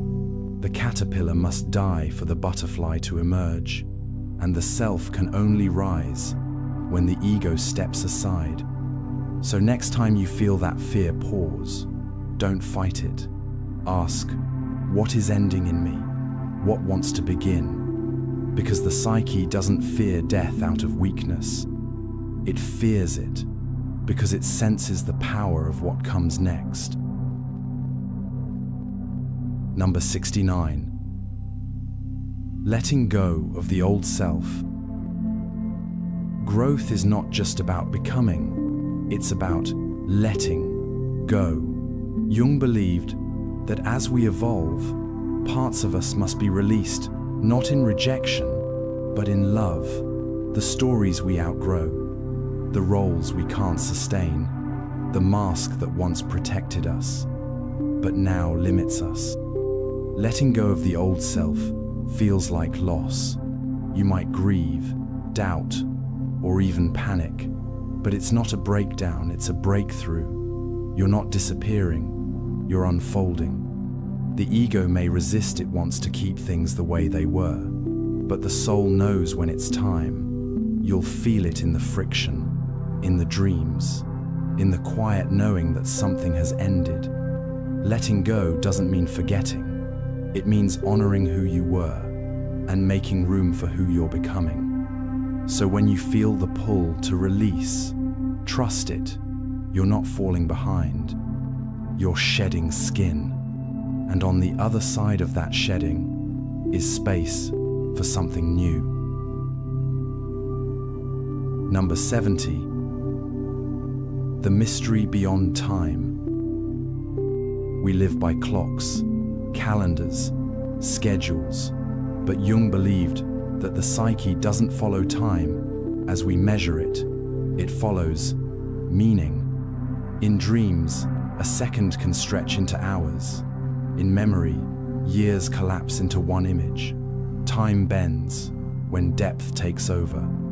This is the mystery beyond time, the part of us that feels eternal. You felt it before, in a moment of awe, in deep love, in grief that stretches wide and wordless. These are not just emotions, they're windows into timelessness.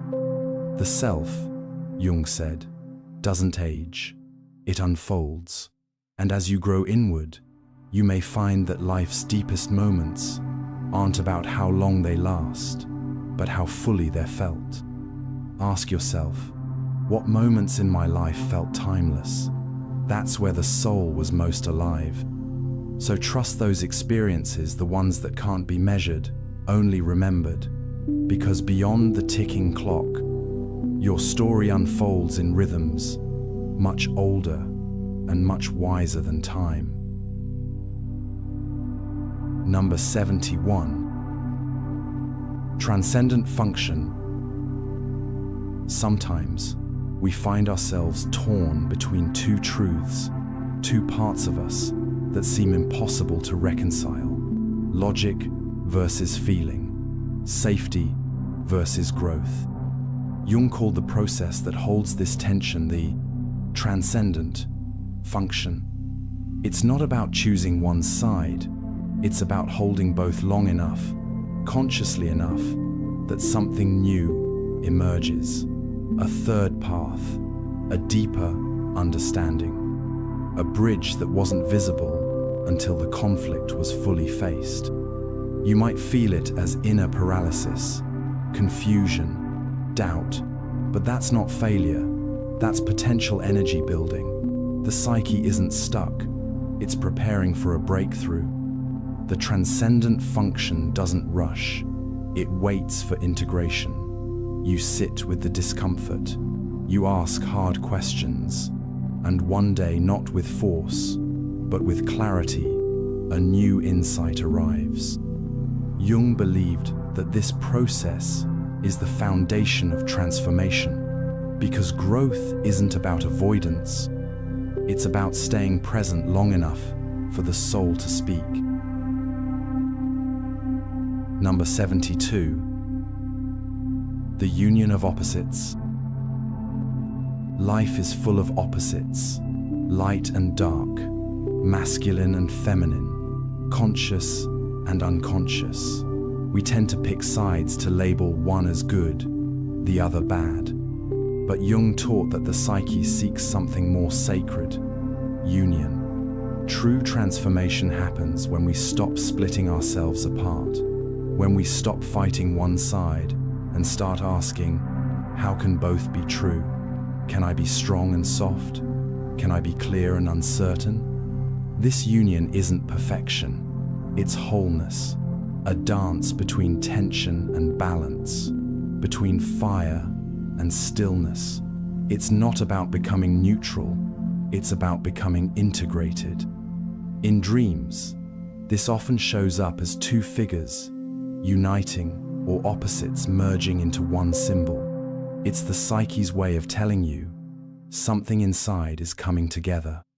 When you honor both sides of yourself, you become more human and more whole, because the truth isn't on either end of the spectrum. It lives in the space between.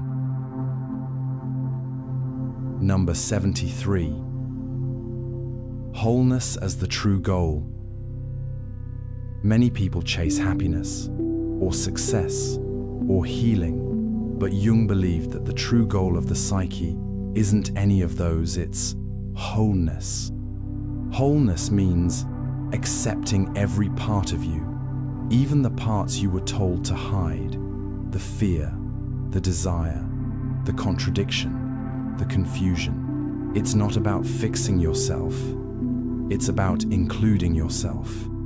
You don't become whole by eliminating your flaws. You become whole by seeing them clearly and choosing to meet them with honesty and care.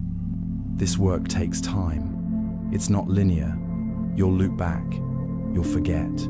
But with every return, you come closer to your center. Ask yourself, what parts of me do I still leave out? And then, gently, bring them in, hold them, listen to them, let them soften. Because the self isn't interested in perfection. It's interested in truth, and that truth includes all of you. Number 74. The God within. Across cultures and time, humans have looked outward for God in temples, skies, sacred texts. But Jung believed that divinity also lives inward. He called it the God, within, the deep center of the self that connects us to something larger. This isn't about religion, it's about presence. When you sit in silence, feel awe in nature, or hear truth in a dream, that's the spark. That's the divine showing up as a whisper inside you. Jung taught that the soul seeks relationship with this inner divinity, not worship, but conversation, alignment. When the ego listens, instead of leading, something sacred begins to move. You might feel it as intuition, as a powerful image, as a deep knowing that doesn't need words. This is not fantasy, it's connection. The God within isn't a being. It's a symbol of wholeness, of the living mystery at the center of the psyche. And when we honor it, we begin to live with meaning, not just motion. Number 75. The archetype of the divine child. In dreams and myth, there is often a child who is radiant, powerful, and pure. Jung called this the divine child, an archetype that symbolizes potential, renewal, and the soul's instinct for healing. The divine child isn't childish, it's sacred. It shows up when something new is being born within you, a creative impulse, a sense of purpose, a gentle inner light. It often arrives after loss or darkness, like hope breaking through. This child represents what is untouched, uncorrupted, the part of you that still believes in possibility. And when life feels heavy or cynical, the child reminds you that innocence is not weakness, its power. You might feel it when you start something new, or when your heart softens in wonder, or when you laugh unexpectedly, even in pain. The divine child lives in all of that. And when you nurture it, not with pressure, but with love, it grows stronger, and so do you. Number 76. The inner temple. There is a place inside you that's untouched by noise, quiet, sacred, still. Jung called it the inner temple, a space in the psyche where we come closest to our true self. You don't find it by running away from the world, but by entering fully into yourself. This inner temple is not built from beliefs, it's built from presence. You might touch it in moments of silence, grief, awe, or deep creativity. You feel a stillness that doesn't ask for words, just attention. Many seek answers outside, in books, in rituals, in teachers. And while those paths can guide, the deepest insight often comes from this inner sanctuary. You don't have to force your way in. Just slow down, breathe, close your eyes, ask, what part of me needs to be heard right now? And wait. Because in that quiet inner room, you are not lost. You are already home. Number 77. When symbols come alive. Sometimes a symbol appears in a dream, a drawing, a feeling, and somehow it moves you.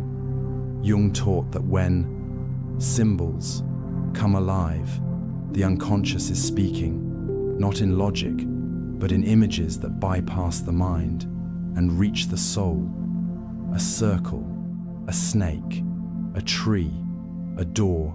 These aren't just visuals, they're messages, keys to something you may not yet understand, but instinctively feel. You might see a repeated symbol in your dreams, or find yourself drawn to certain images over and over. That's not coincidence, that's communication. Don't rush to decode them. Sit with them. Ask, what do you want to show me?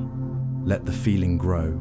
Over time, the meaning becomes clear, not as explanation, but as recognition. When symbols awaken, the soul begins to remember, and in that remembering, something ancient comes back to life.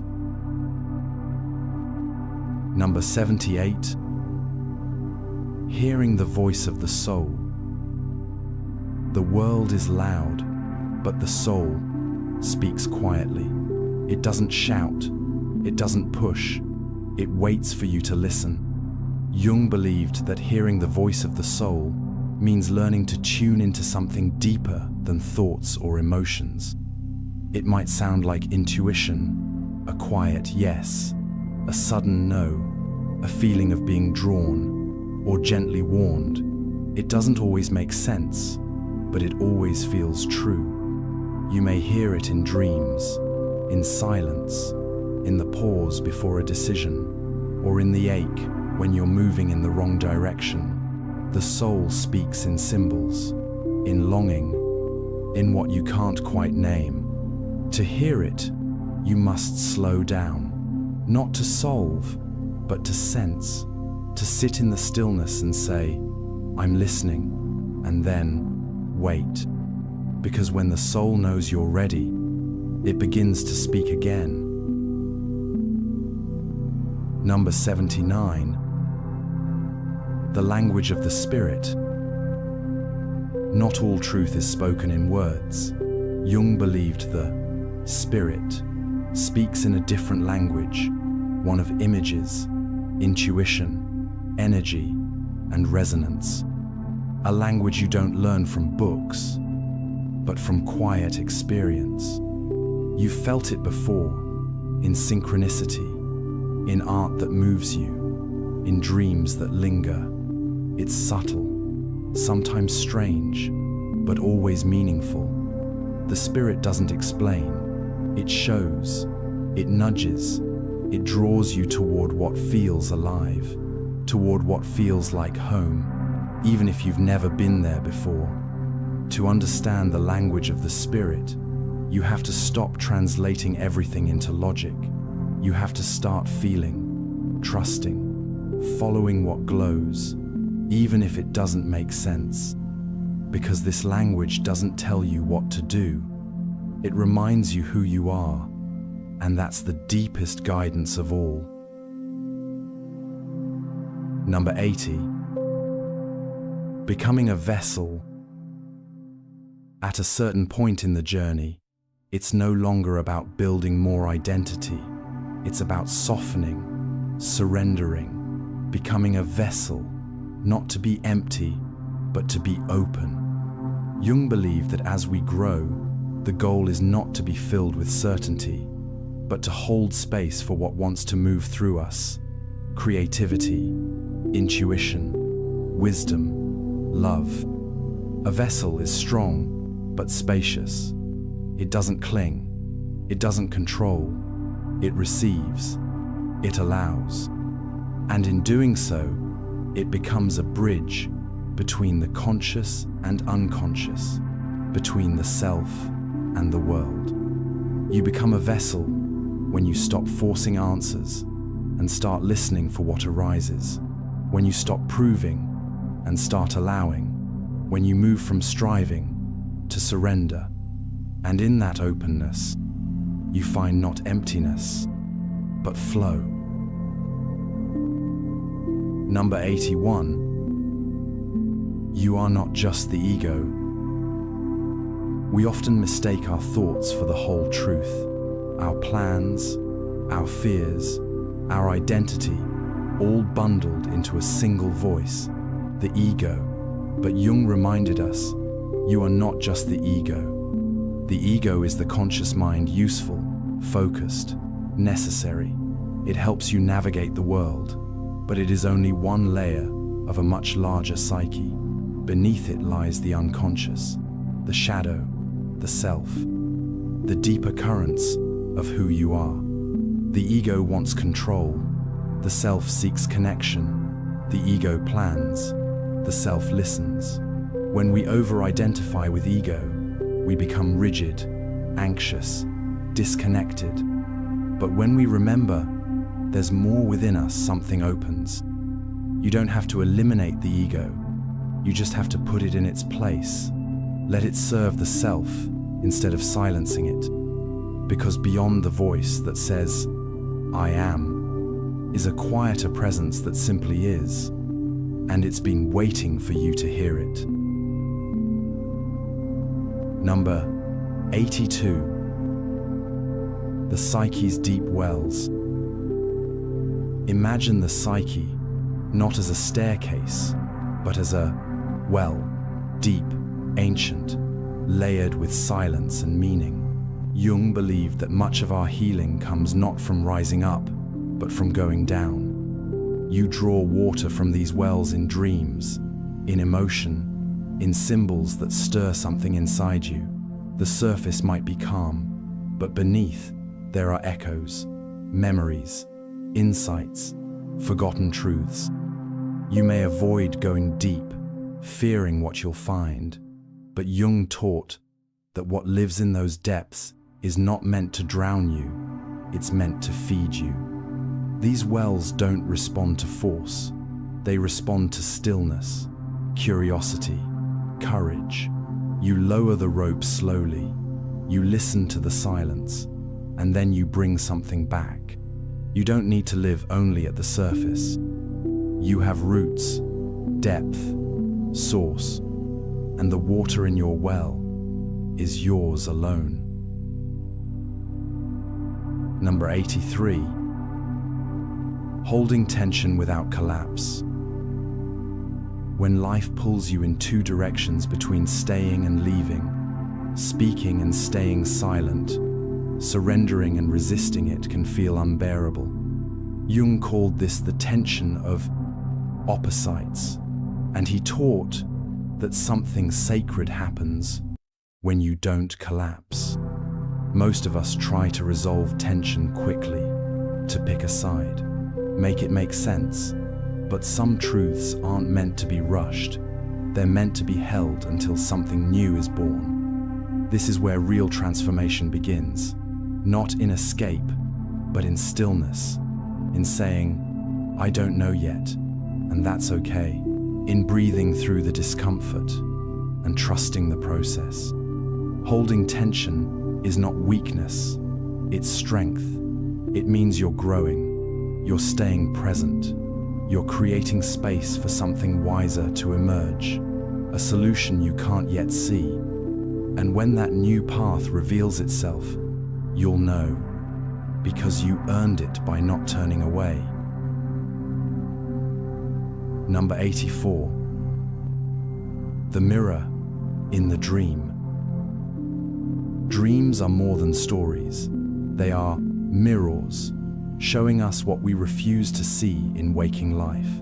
Jung believed that every figure, every symbol, every setting reflects some part of ourselves.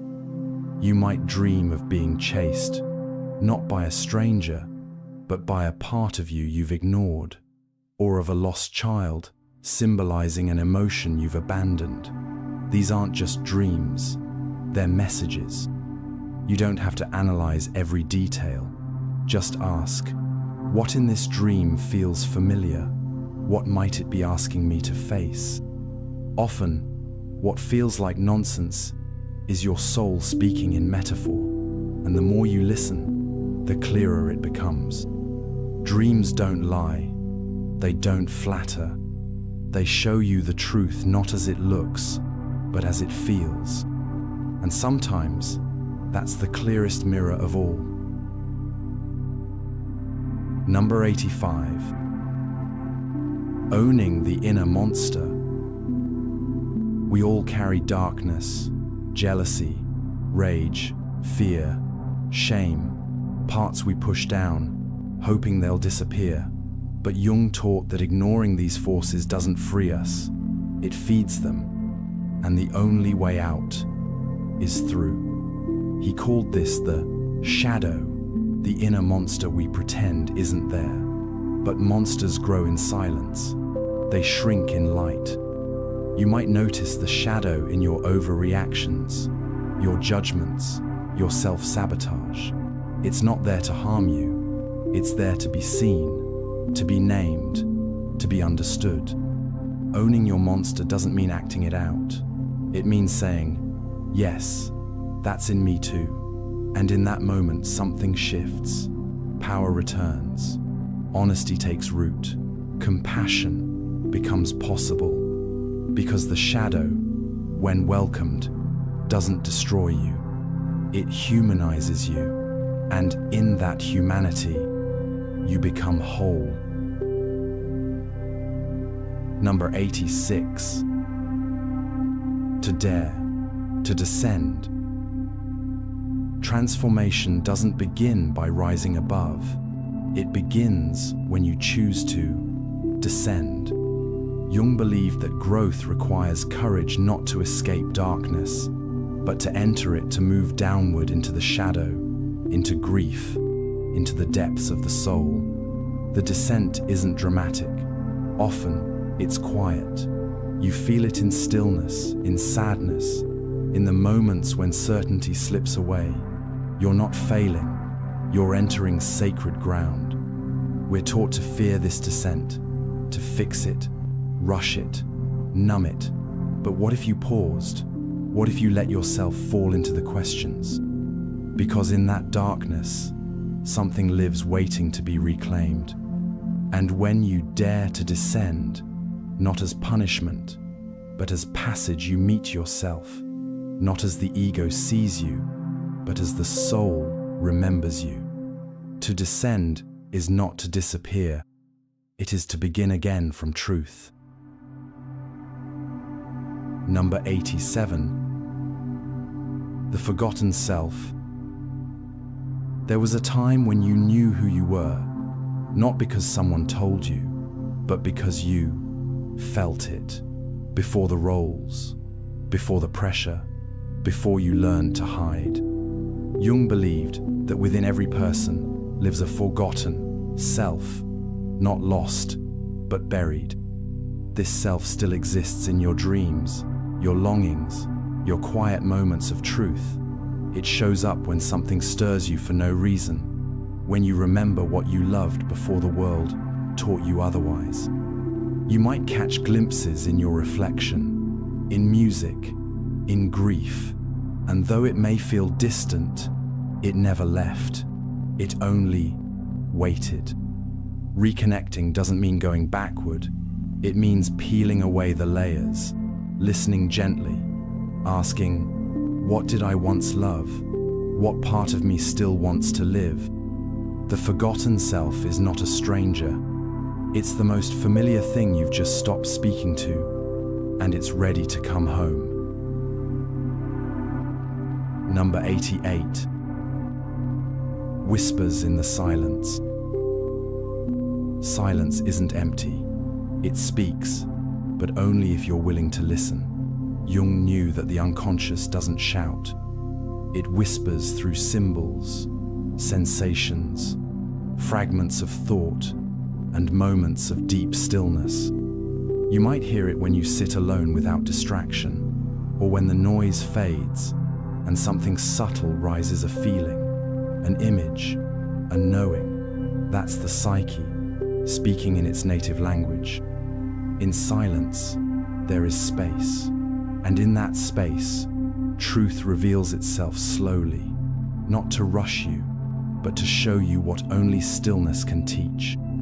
You don't have to meditate perfectly. You don't have to retreat from life. Just pause, breathe, let silence settle. Because beneath all the thinking, all the noise, there's a voice that already knows. And it speaks not in commands, but in whispers. Number 89.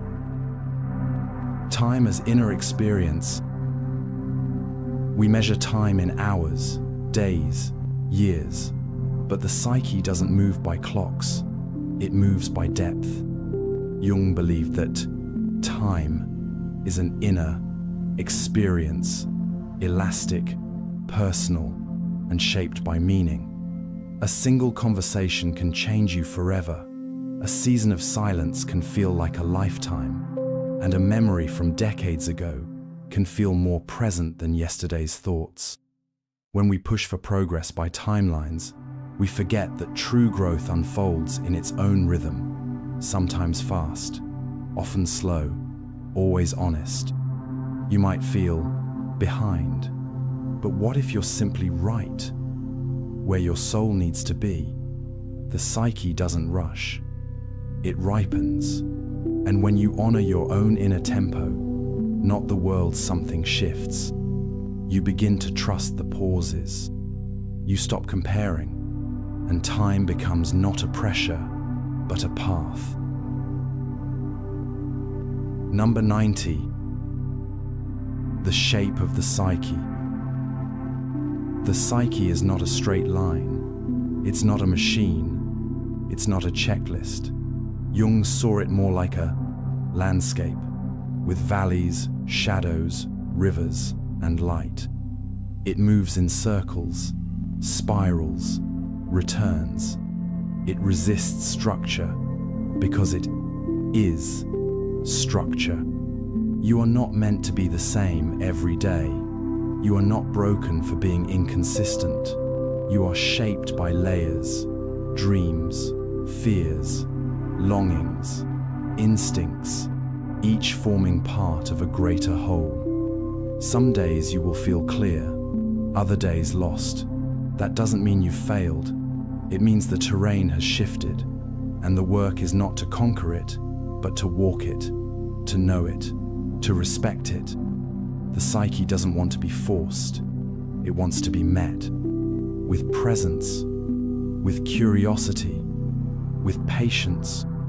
Because once you understand that you are a landscape, not a line, you stop rushing, and you begin to walk your path more gently. Number 91. Why dreams speak in metaphor. Dreams rarely speak in straight lines. They don't give clear answers. They offer images, symbols, strange moments that stay with you long after waking. Jung believed dreams speak in metaphor because the unconscious doesn't use logic, it uses meaning. You might dream of water when you're overwhelmed, of flight when something in you wants to rise. These symbols don't decode neatly. They reflect the emotional truth, not the literal one. Metaphor bypasses defenses. It slips past the ego and into the heart. That's why it lingers. That's why it transforms. You don't need to interpret every dream. Just notice how it makes you feel. What image won't leave you? What moment felt strangely important? Because when the unconscious wants to tell you something, it doesn't use facts. It paints a picture, and that picture holds more truth than words ever could.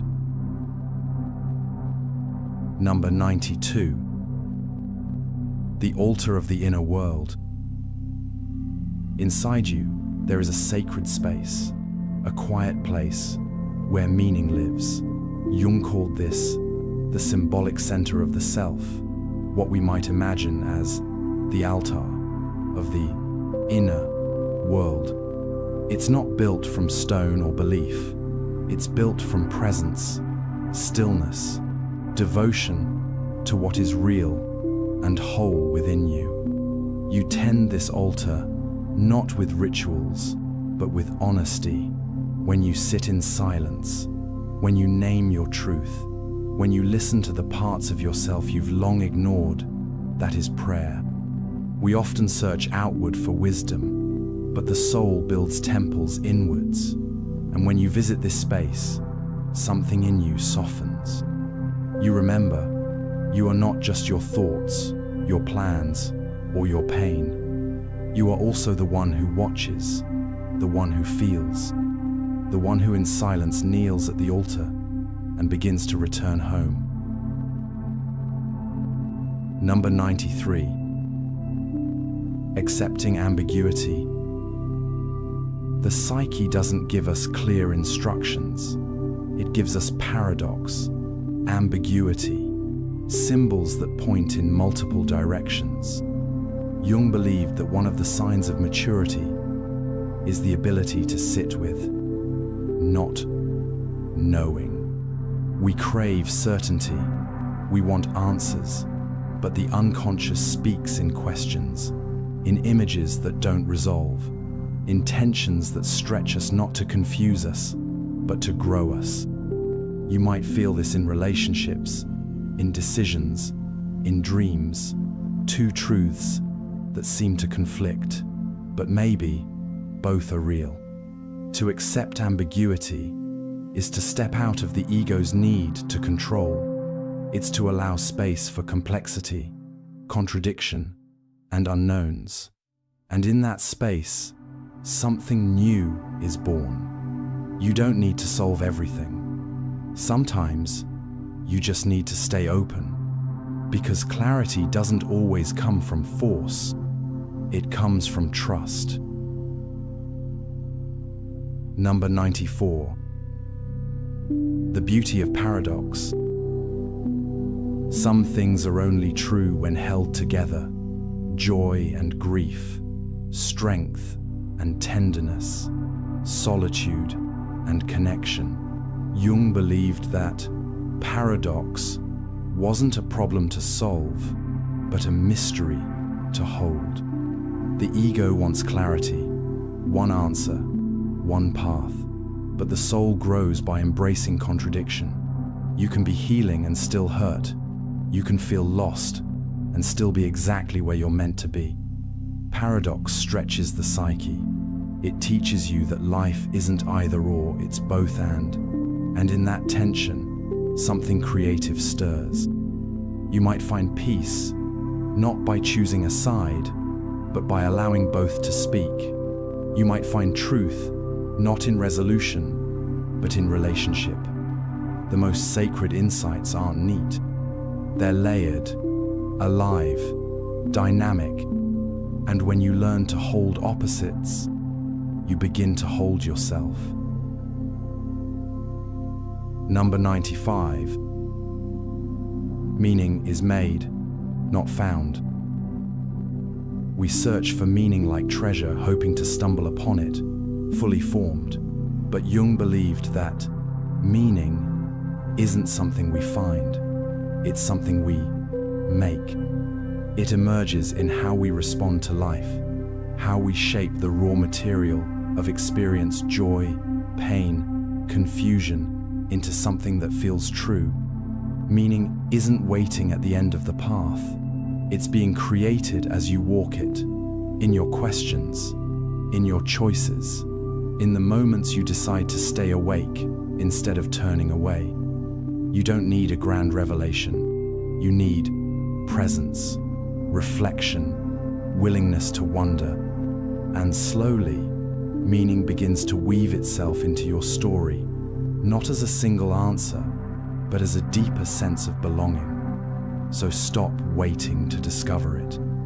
Start listening for what your soul is already trying to say, because meaning is made. Number 96. The final confrontation with the self. At the end of every true journey, there is no monster to slay, no prize to claim. There is only a mirror, and in that mirror, the self. Jung believed the final task is not to transcend yourself, but to meet yourself completely. The light, the shadow, the stories, the silence, everything. This confrontation is not loud, it's quiet. It's the moment you no longer run from who you've been or from who you're becoming. It might happen in a dream, in grief, in stillness. You look inward and you see what you once couldn't hold. Now, with compassion, you welcome it. There's no applause, no final answer, just presence, just you whole, aware, still walking. And in that moment, you're not less. You are more real than ever before. Number 97. The ocean of the collective. You are not just your own mind. You are part of something older, vaster, deeper. Jung called it the collective, unconscious, the shared field of memory, symbol, and soul that connects every human being. In dreams, in myth, in instinct, we draw from the same ocean. Archetypes rise from it. Symbols echo across cultures. You are an individual, but you are also a wave in that sea. When you feel connected to a story, a stranger, a symbol that's the collective stirring, something in you recognizing something in all of us. You don't have to understand it, just honor it. The deeper you go within, the more you find others there too, because beneath your personal history lives a current that has always carried you. Number 98. The stillness behind thought. Thoughts come and go, stories, plans, worries, but beneath them, there is something still, something watching. Jung called this the center of the psyche, the part of you that is not content, but consciousness itself. You may glimpse it in silence, in the space between breaths, in a pause between thoughts where, suddenly, everything feels quiet and alive. This stillness doesn't judge, it doesn't rush, it simply is. It's the foundation beneath every idea, every feeling, and when you touch it, even briefly, something shifts. You stop needing to chase the next thought. You rest in what's underneath it. Awareness without striving, peace without reason. And in that stillness, you remember what's always been true. You are not your thoughts. You are the one who watches. Number 99. You are the dreamer and the dream. In Jung's deepest visions, a truth echoed, you are not separate from your inner world. You are both the dreamer and the dream. Every image, every figure, every symbol, it's all you. The characters in your dreams, the feelings you chase, the fears you avoid, all pieces of a greater whole, trying to speak. This doesn't mean life isn't real. It means it's layered, lived both outwardly and inwardly. And when you begin to listen to the dream, not just at night, but in waking life, something opens. You stop asking, what does this mean? And start asking, what is this showing me about myself? You are the storyteller, and the story, the one watching the stars and the sky in which they burn. Number 100. Return to the self. All journeys lead here, not to answers, not to perfection, but to presence. Jung believed the deepest work was always a return, not to who you were, but to who you are beneath all becoming. You've wandered through shadow, faced the unconscious, held paradox, pain, possibility, and through it all, something steady remained the self. It was never gone, only quiet, waiting, watching, and now, as you return, it doesn't ask for explanation, it simply receives.